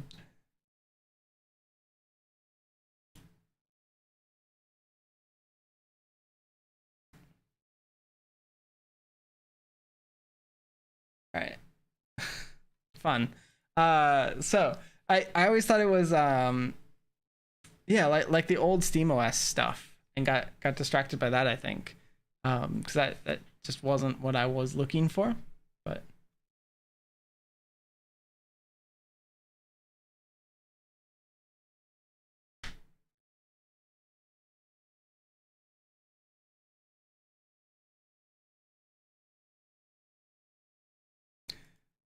so I'm trying to.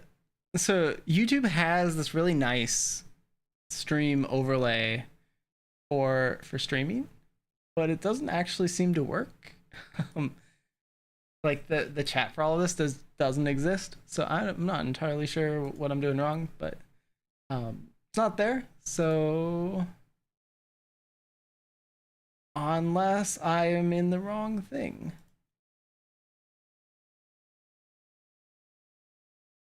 Nope, I don't know what's going on. Anyway, that's YouTube stuff that I need to figure out. Oh, here we go. Perfect. Cool. I finally figured it out.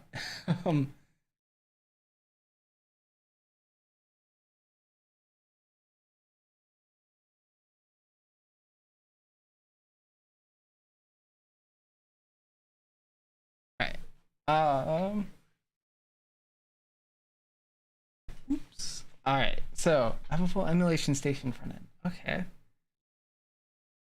So you like have a custom OS that gets launched. That's neat.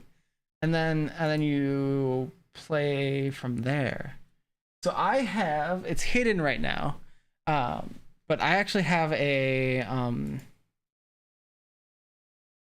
I forgot the name of it. The NES emulator from Analog, and that's super nice.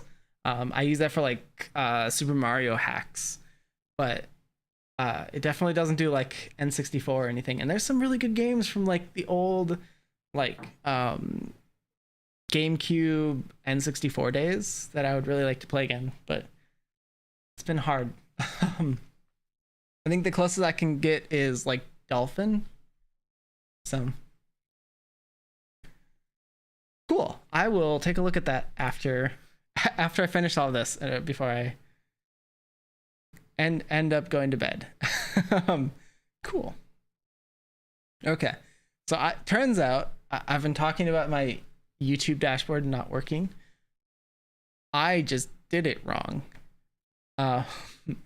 Turns out it's working just fine. I was just in a completely different stream's dashboard, which wasn't live, so I wasn't seeing anything for it. Oops. Figured that out now. It's fixed. So where are we? We can start this and click custom things, which means my game board works. Why does it work?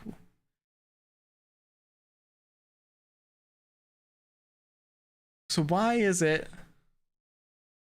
Oh, we're at a weird rotation. I did 60 degrees instead of 90 degrees. That's not going to work. So there we go. So here is our game board. And so the way this is going to work is you're going to have 4 different flowers in the center. There's a bunch of new people here, so we're going to talk about how this is actually going to work. And so the way this actually works is you're going to have this plot of land. So this is 8x8, and you'll start off the game with 4 different types of flowers or plants. I guess we can just call them plants instead of flowers. They might not all flower, but they'll all have different abilities. So each of them, we're going to go back to the dice analogy, but each of the types of plants has a different ability on each side of a 6-sided dice. So what happens is you can activate one of these plants in your plot every turn. And so that's how everything's actually going to work. So you'd start off like this, and you'd click like this top left one, and that would roll a dice. And depending on what comes up, it might cause something new to propagate. So it might create another copy of itself to the left or to the top, whichever one. So each dice is going to kind of be like a unique strain or a unique type of plant that does different things. And so the strategy of the game is to kind of tune and sort of cultivate your plants so that they can actually fill the most amount of your plot. And then after like 10 turns, that's it. And whoever has filled the most wins. We're probably just going to do a single player version because I'm not going to do multiplayer in 48 hours, but it should work with multiplayer. And we might even be able to bring in like that SignalR stuff I was working with, because that might actually work really well for this. But yeah, that's sort of the idea. And then what you can do is you can merge these plants. So you start with 4 different like unique strains, and everybody would start with those. But then what you can do with that is maybe here I have a red and a blue dice, and so if one merges with the other, now we would have a purple plant, and so that purple plant can have a hybrid of both of those. So you would be able to choose the types of abilities that were assigned to that plant from that. And so you can sort of tweak it depending on how things are going. You can start merging things together and kind of building these hybrids over time. And so it's kind of I guess sort of like an engine builder resource manager game where you're trying to build things that propagate throughout the garden as much as you can, but you want to also there's going to be some abilities that kind of emphasize like having different diverse types of plants. So hopefully it all works. I think that's sort of where we're going. There's like two main abilities. There's activation, which is actually like triggering the ability of one of these things, basically rolling the dice for that object. And then the other one is actually creating another copy of itself. And so, yeah, that's sort of how I'm thinking about it. So, but yeah, I wanted to do something that was like just really weird, and also one of the exciting things for me with this thing is theoretically this goes into a like board game really well. So these rules could probably just be rolled onto like a piece of paper, and you could play it without a computer at all. So I think that's really cool. You have to sort of alter and kind of cultivate, and it's random. So who knows what's actually going to happen? Like the way that the propagation works is it's actually a replacement. So the new hybrid will replace this. This is really hard to see with this. So let me go here, and we can actually do this in generation. So I can generate the board, and then I can width divided by 2 minus 1.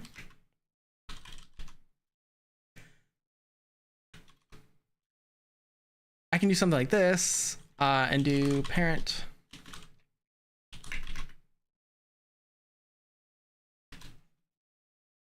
All right.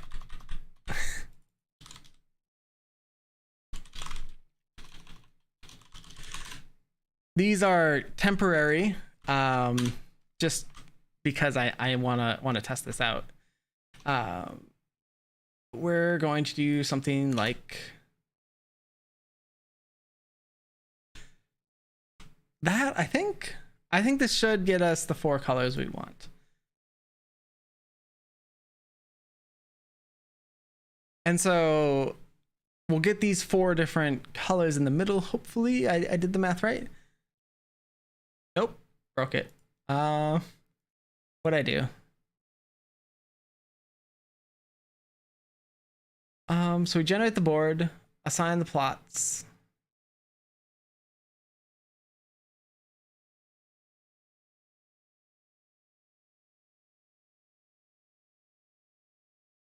I don't know why it doesn't like this. It might be because it hasn't instantiated yet. There might be some weirdness going on there. All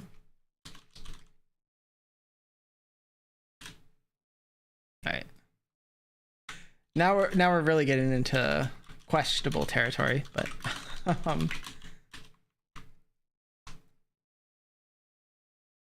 so that probably works.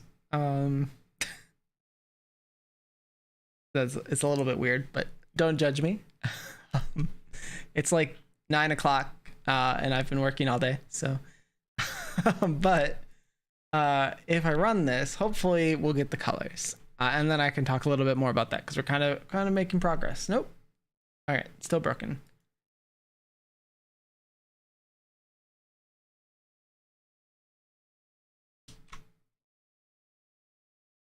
Modifying. Oh, okay.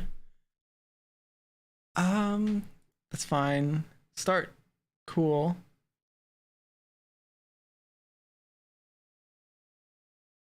I don't know why this isn't working. What have I done?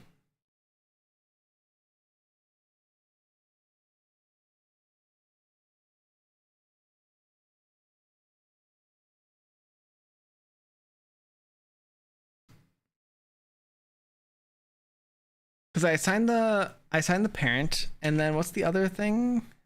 Plant. That's null. That's expected.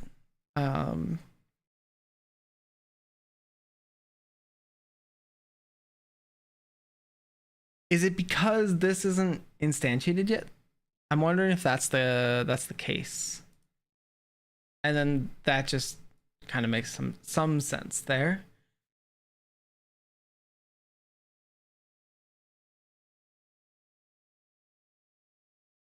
Huh. I'm not entirely sure. I should figure this out because I'm going to need this to work. So how do I fix this?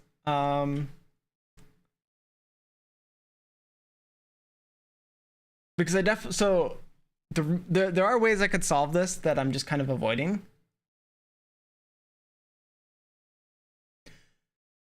So I shouldn't get floats from dividing here because width and height are both integers, and I'm dividing them by 2, but because I'm dividing an integer by 2, that's a flat value, so it's going to stay as an integer, so it's just going to concatenate that or truncate that.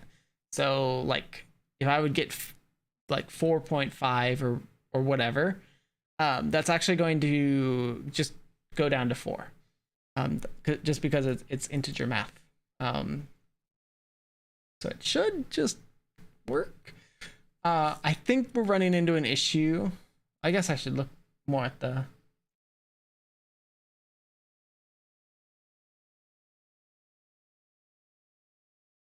Okay, so we're running into an issue here. That the material doesn't exist yet.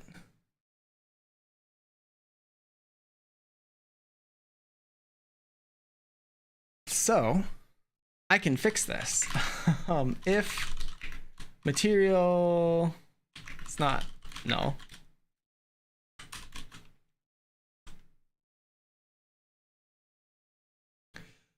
And then what we can do is have a void start that updates the plot color.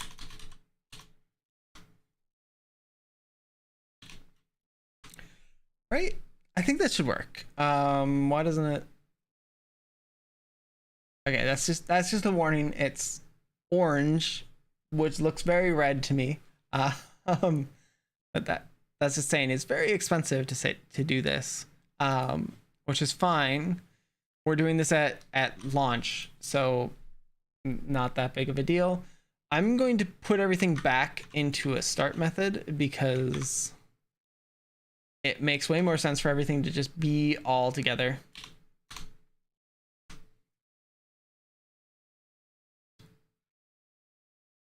Why the new materials instead of using some sort of custom block-up properties? We were talking about that, and we were considering like pooling materials, for example, and having individual things like that. I think there's a lot of ways to solve it. This is the fastest.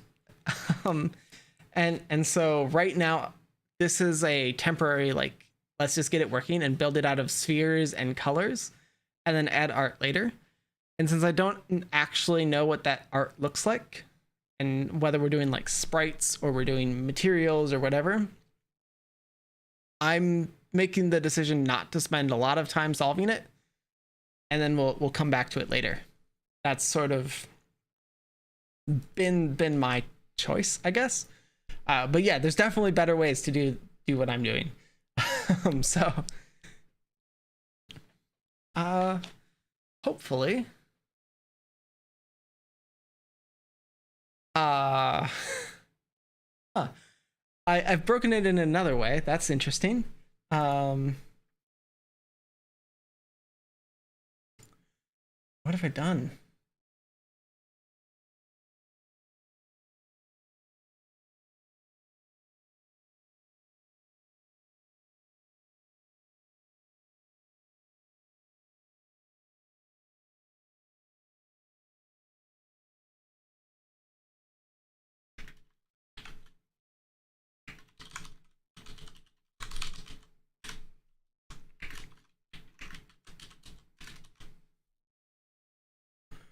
This is getting a little bit ridiculous. This seems like questionable choices are being made on my side, and it's also it's been a long day. So maybe potentially not necessarily in best thought, but why is that happening?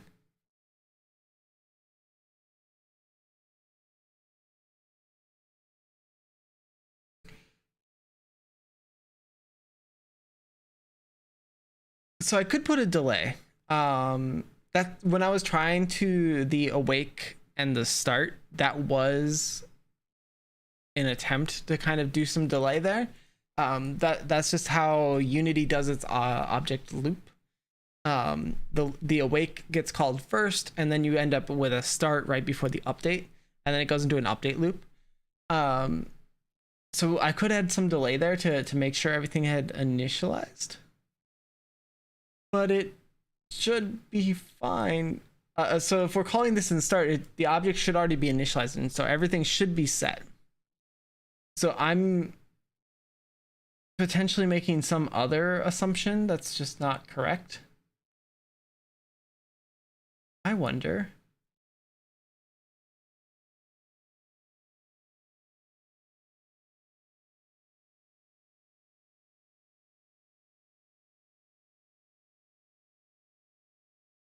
Okay, that's correct.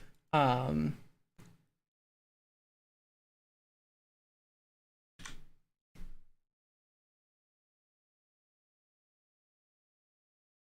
right. I haven't tried a debugger in Rider before, but we're gonna add one and see what happens. So let's attach this and figure out how to debug with Rider. I think it's really easy. Because I think I just did it. Enable debugging for this session. So the reason it asks for enabling debugging is it actually recompiles things. I think you're right, Jason. I think the material.material is not correct for some reason. When we end up here, I think that's causing that something about that isn't right. And that might just be a quirk of how materials are working. And I suppose shared material, but if one works, the other one should. Anyway, we'll find out because the debugger will let us see that. So we should be able to connect here, and then we'll see what's null and what isn't. Because that hopefully is going to give us an answer.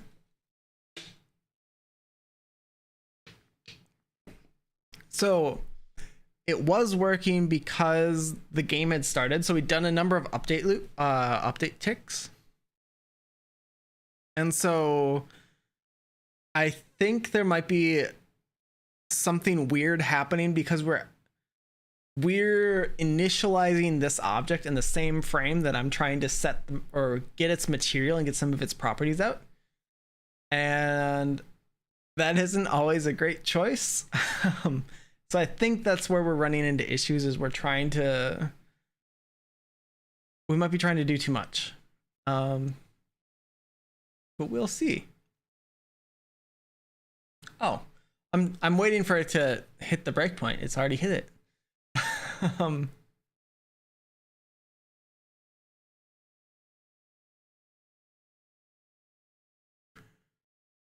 So that's not null. Well, this is confusing. All right, how do I use this debugger? Step over. Cool.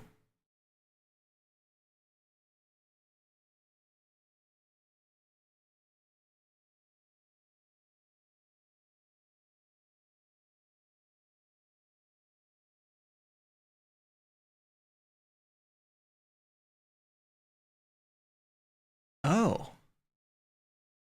Wait. What changed?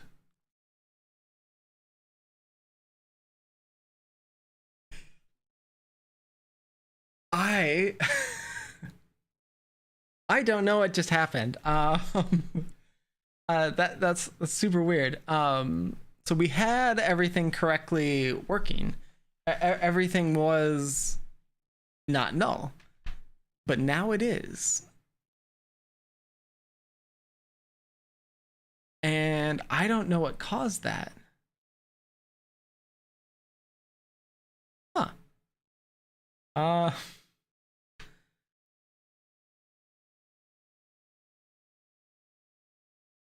yeah, but it always happens. This doesn't make any sense. What is I'm super confused. So it's clearly broken.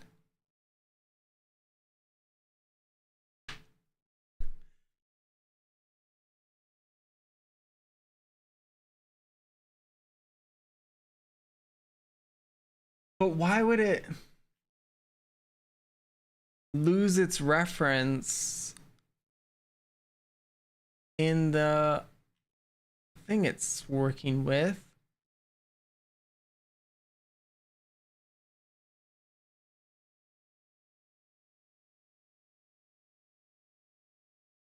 Unless, hold on. There's got to be a way to see this. So we're invoking from here. Update the plot color.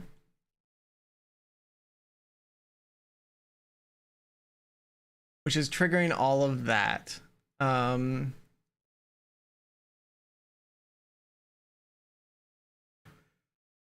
I wish I could go up further. So I'm only seeing inside of this file. And what I really want to know is the issue coming from here or somewhere else. Let's stop this. I'm getting a better idea, but I'm still a little bit confused. So our material is getting nulled out. And so I think what's happening is we're instantiating this plot controller here.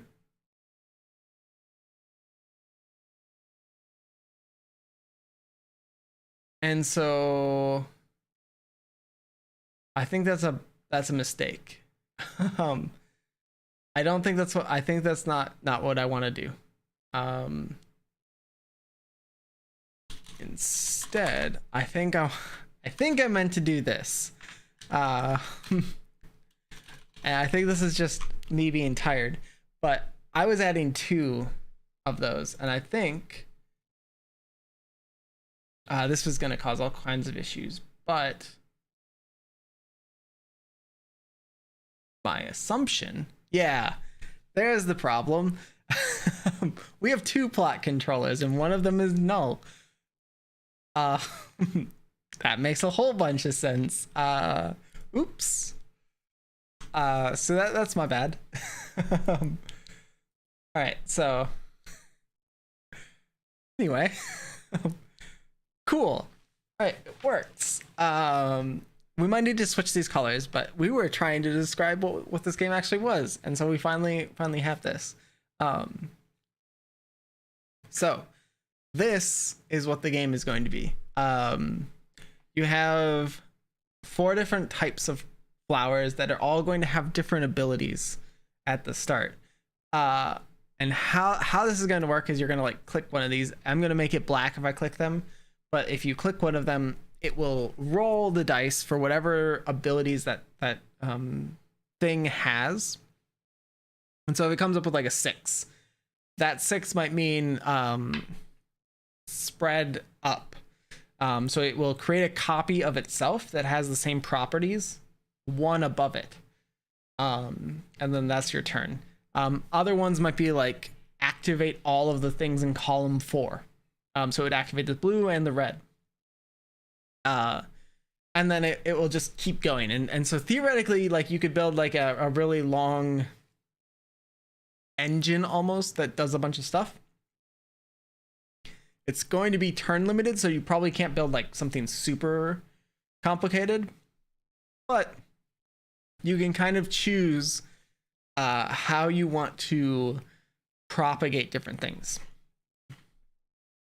we will need to kind of pick what the abilities are, because we have, I guess, 6 sides per plant to start with, so that gives us 24 different choices of abilities, and I think I have more than that.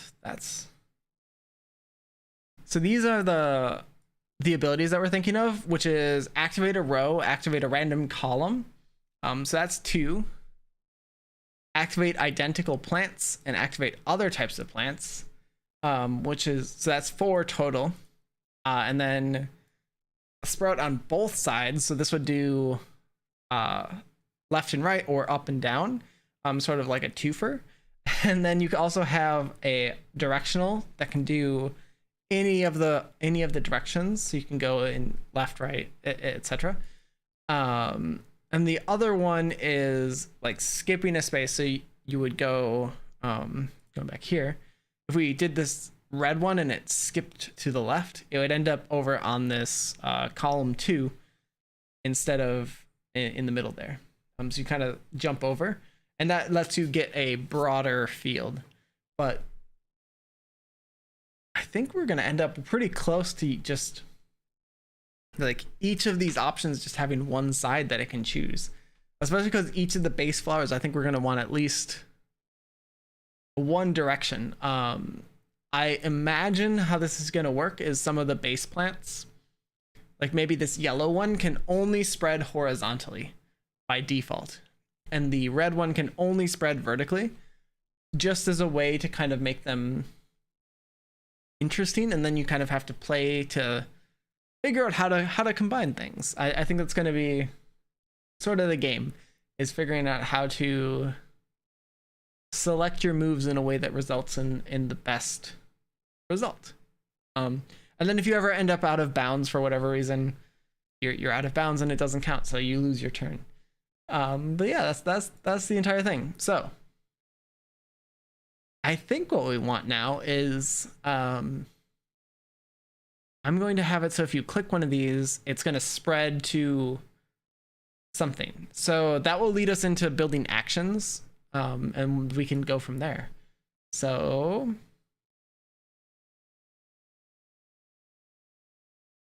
oh, have I designed this right?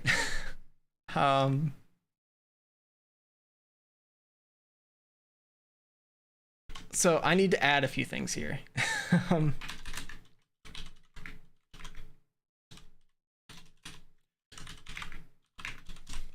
Cool. All right, so we need an X and a Y position that represents inside of the grid where that plot is, and then we can assign it here. So this will be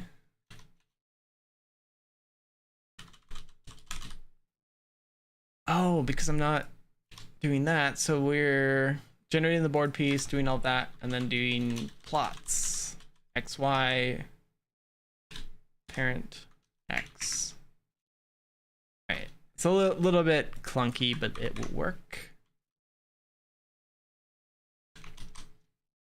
And this way we can actually reference back to our game board. So if we want to switch these colors, we can do that. And so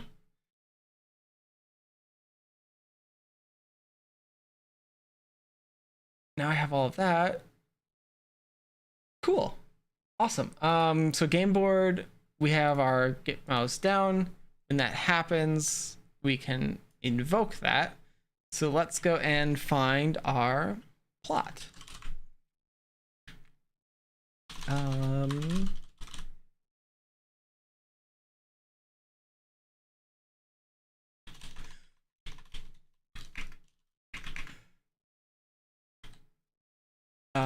Board?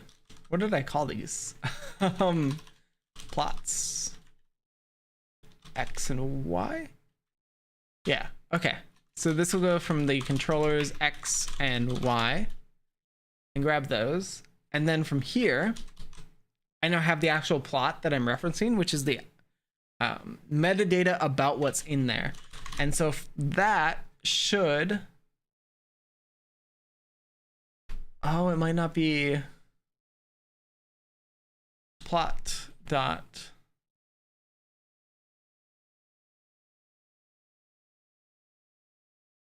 Is that what I need?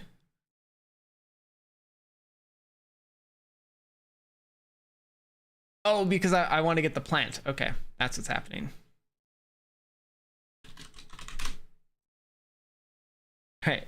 Thank you so much for hanging out for the past 2 hours, and good luck with all the Godot stuff you're doing. It sounded super interesting, so I'm curious to see what you're building. But yeah, have a great night. Let's see here. Plant. Actions.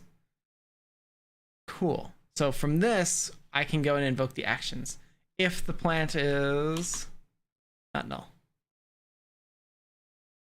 Does this work in Unity? Yeah.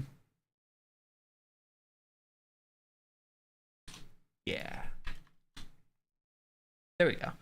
So if you're learning C#, this might look a little bit weird. What this is the null coalescing operator, which is a really complicated sounding thing, which basically means if the left hand side would result in null, don't execute the right hand side. So it's the same thing as doing a plot. Plant is not null. We're just doing that inline so that we can shorten all of our code. So it's a little bit cleaner. And then I can do this, and we're going to invoke a random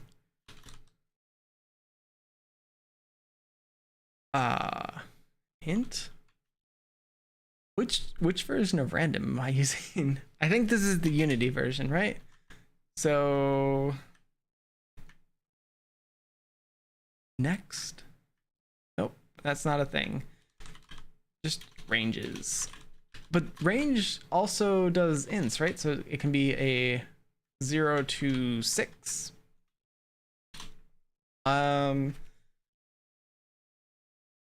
We're rolling dice, so it should be 0 to 6 all the time, but I'm just for... Actually, yeah, we'll keep it at 6.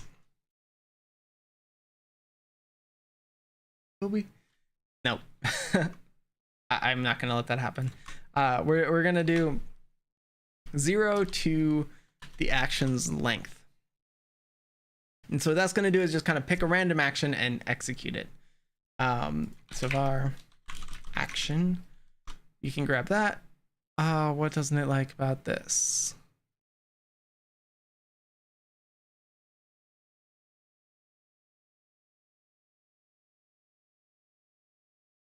Oh, it doesn't like this. This can be null. So I might actually have to avoid this plot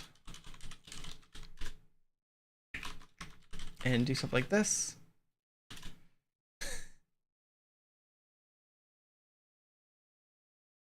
Yeah, so this is the first day of this project. We are about 2.5 hours in so far. I started shortly after dinner.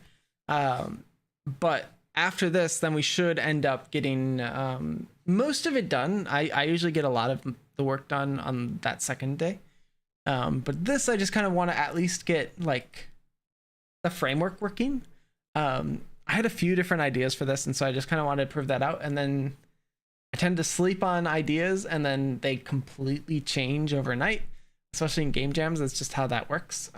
So just trying to get as much done as I can so I can get some better ideas about like what works, what's fun, and what isn't fun. So I think I can pull out the null stuff, do the length. There we go. There's our actions. And then that gets us our one action, and I can invoke that like this by giving in the plot that we're invoking at and the plant that we're invoking for and the grid. I guess plots. I need to change this to have a plot array, 2-dimensional plot array. these are not going to look great. Just because it's a game jam game, so we're gonna kind of hack things together. But there we go. That will give us the information about what's invoking, where it's invoking it, and give us the action for the board so we can actually take full actions. And then since we're using the action length, I think I can create a plant here.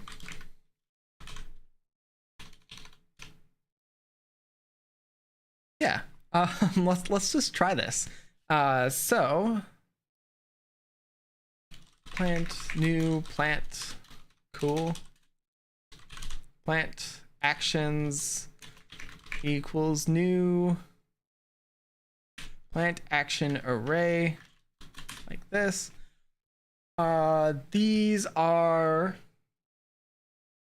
going to be, I'm going to need to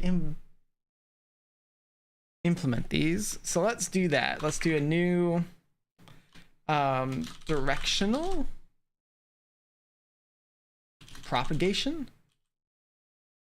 I don't know how to spell propagation, so that's going to be an interesting experience, but we're going to do that. And then that will just be our directions. So we can do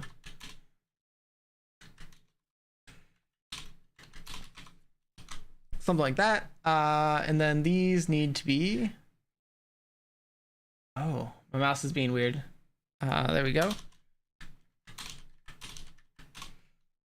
All right, so this is creating a new array for us. And so what we can do with this array is actually insert a bunch of different stuff. So we have our new actions.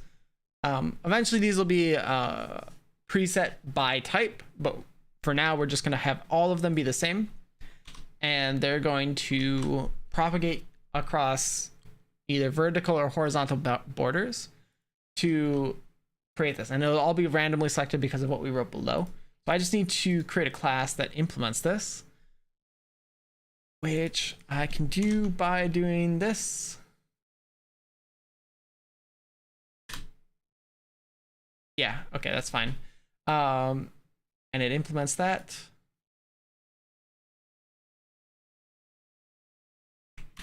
So there we go. So public int x and y. I'm kind of making up these names, but that's okay. So we can do this and add our y as well. And this will give us our two directions. So we can do this dot x and this dot y. That was weird, but okay. I'm still figuring out all my settings for Rider, which is what I'm using here. So weird things are happening because I'm not used to it. I'm used to Visual Studio Code and Visual Studio, and this is not that. So some of the weird things you're seeing are just me not learning the tool yet. So let's see, that will set up our directions. And so what I want to do is grab plot parent x. Okay, this is gonna be a little bit weird, but that'll work. So target x and target y.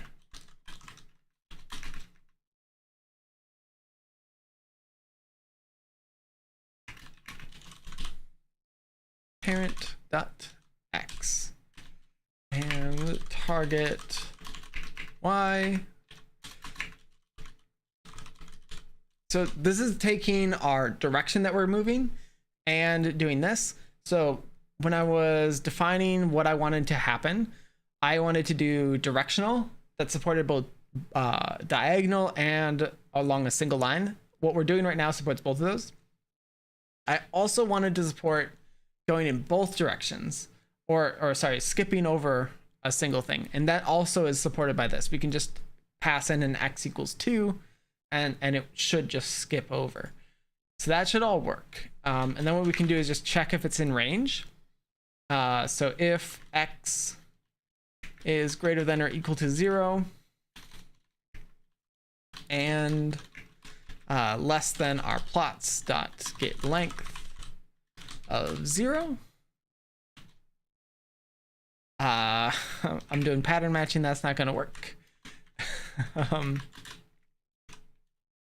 So if that happens, and if our y is greater than or equal to 0, and basically we're just going to copy this again.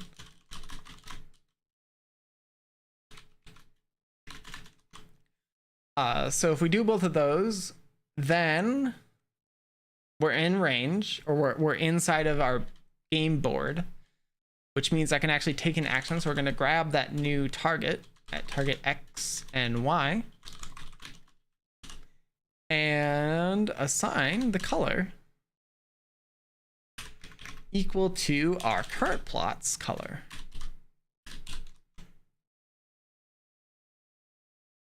Right? I think that's gonna work. This is gonna be code that I come back to tomorrow, and I'm like, what was I thinking? But that's okay. That's pretty normal.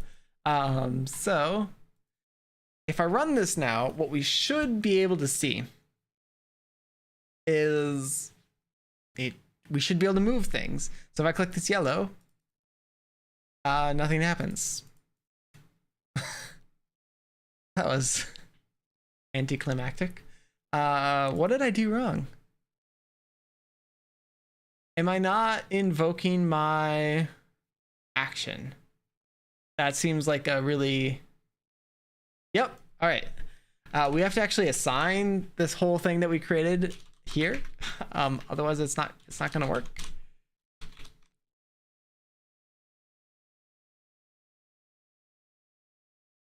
Cool.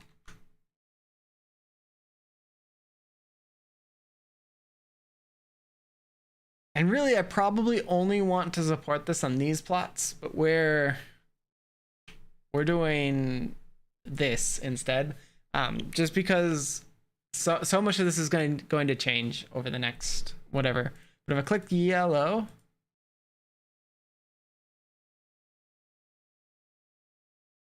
why?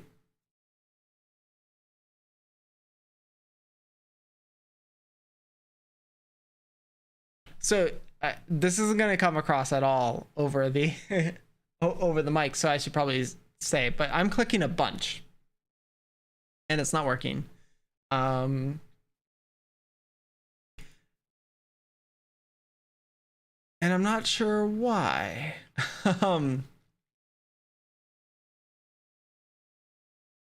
Because we're always moving in some direction, so that shouldn't be a problem.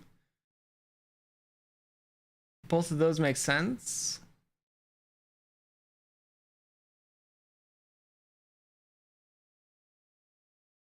Unless our boundary checking is maybe not right, but it seems fine. So we're grabbing our plots position and adding the translation we're doing. Oh, well, that's probably important.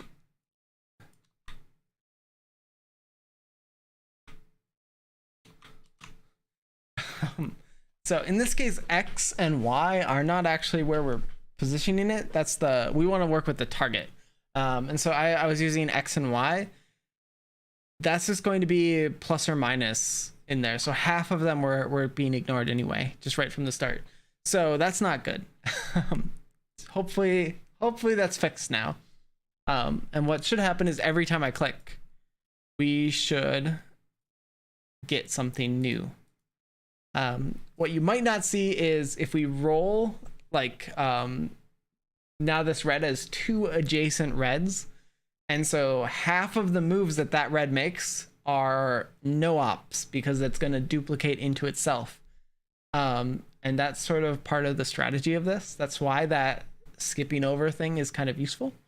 And also why you might not want like go up and go down to be in the same thing. Just because like now this is entirely locked and cannot do anything that's useful anymore. Like no matter what I try to do, it's always just going to do an action that has already been performed. So it just doesn't work. Yeah, that's the game. And then you just get a bunch of random things.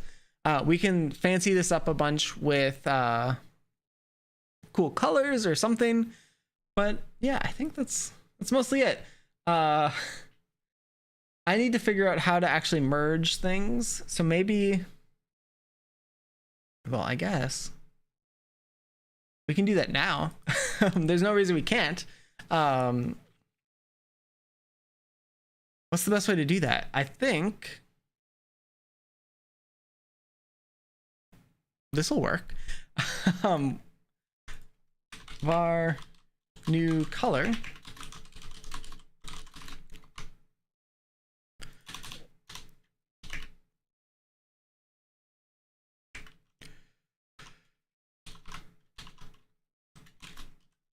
All right. This no longer is how the game is intended to function because we don't detect if it's an empty field yet. But we could do that too. So let's do that. So plot. If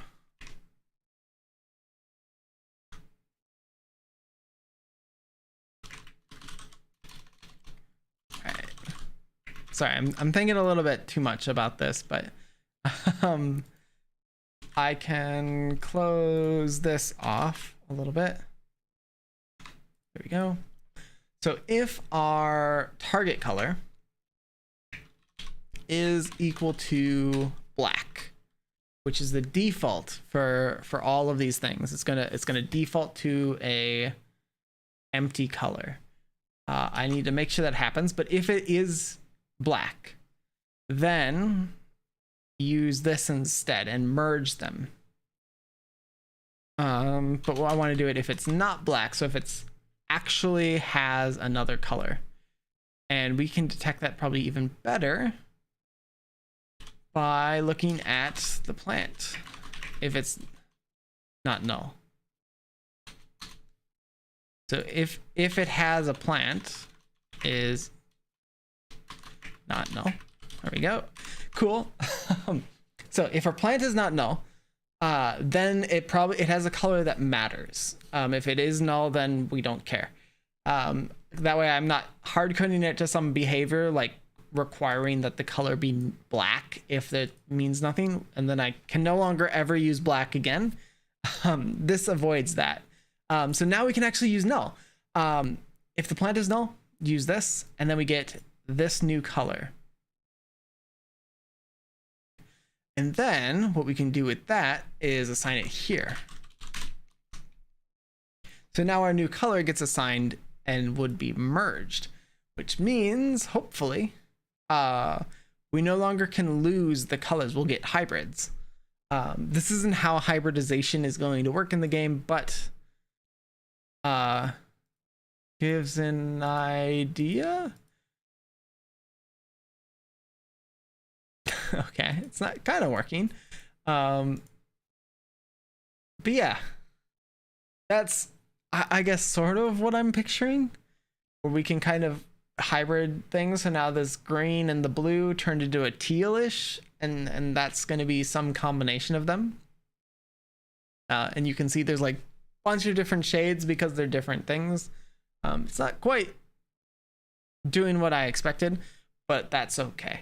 I think this is probably a good place to stop for now. And then I can pick this up tomorrow morning and kind of take it a little bit further. I think there might be a few changes I might make just on the side after this. Might just turn on a movie and kind of hack a few things to make a little bit more progress. But maybe not with my full attention anymore. I'm really curious why it's blending out into black. It seems like oh, I know why. Because I told it to. Here. That's what this is doing. So I need to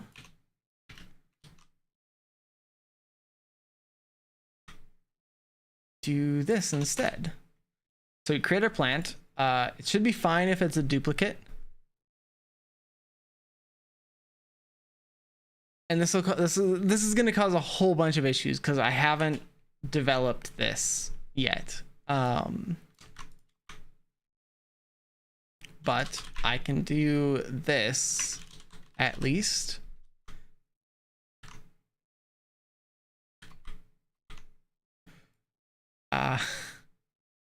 Okay, this is getting weird. Probably maybe a little bit more work than it's worth, but we're gonna do it anyway because I want to. And so if you just ignore all of those color.greens, we're gonna swap that out for a plant equals plant. Like this.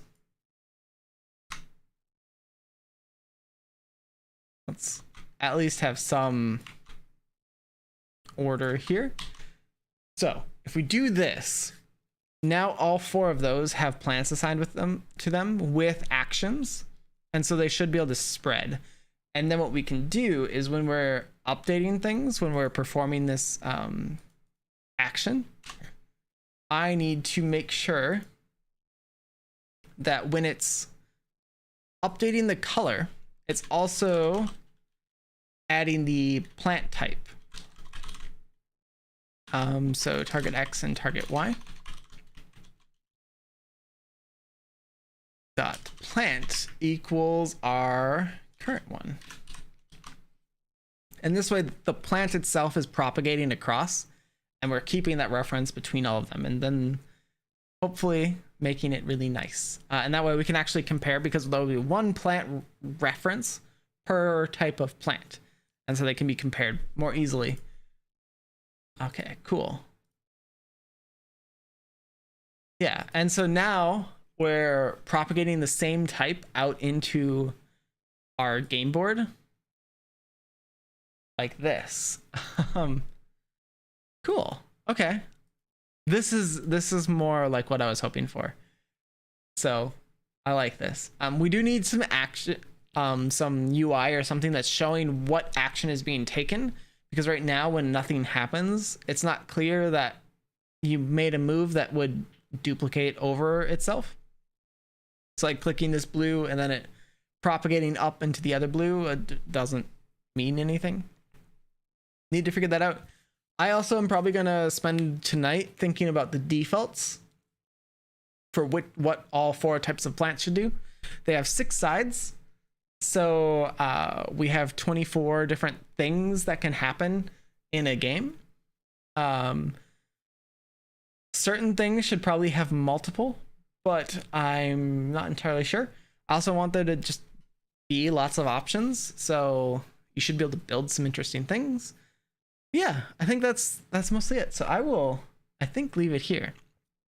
But yeah, thanks everybody for joining the stream. It's been super fun. I'll probably do more of these. It seems like more people come and join and chat on YouTube than some of the Twitch stuff, just because there's a lot more people here. So probably more of these in the future, but definitely more tomorrow. So if you're interested and want to learn more, stay tuned. If you're not subscribed, I would start there. And yeah, if you have ideas for this, let me know. Otherwise, I guess that's it. There should be some really cool, we were talking about this earlier, but I'm hoping to do some Babylon JS and some Godot streams in the next couple weeks.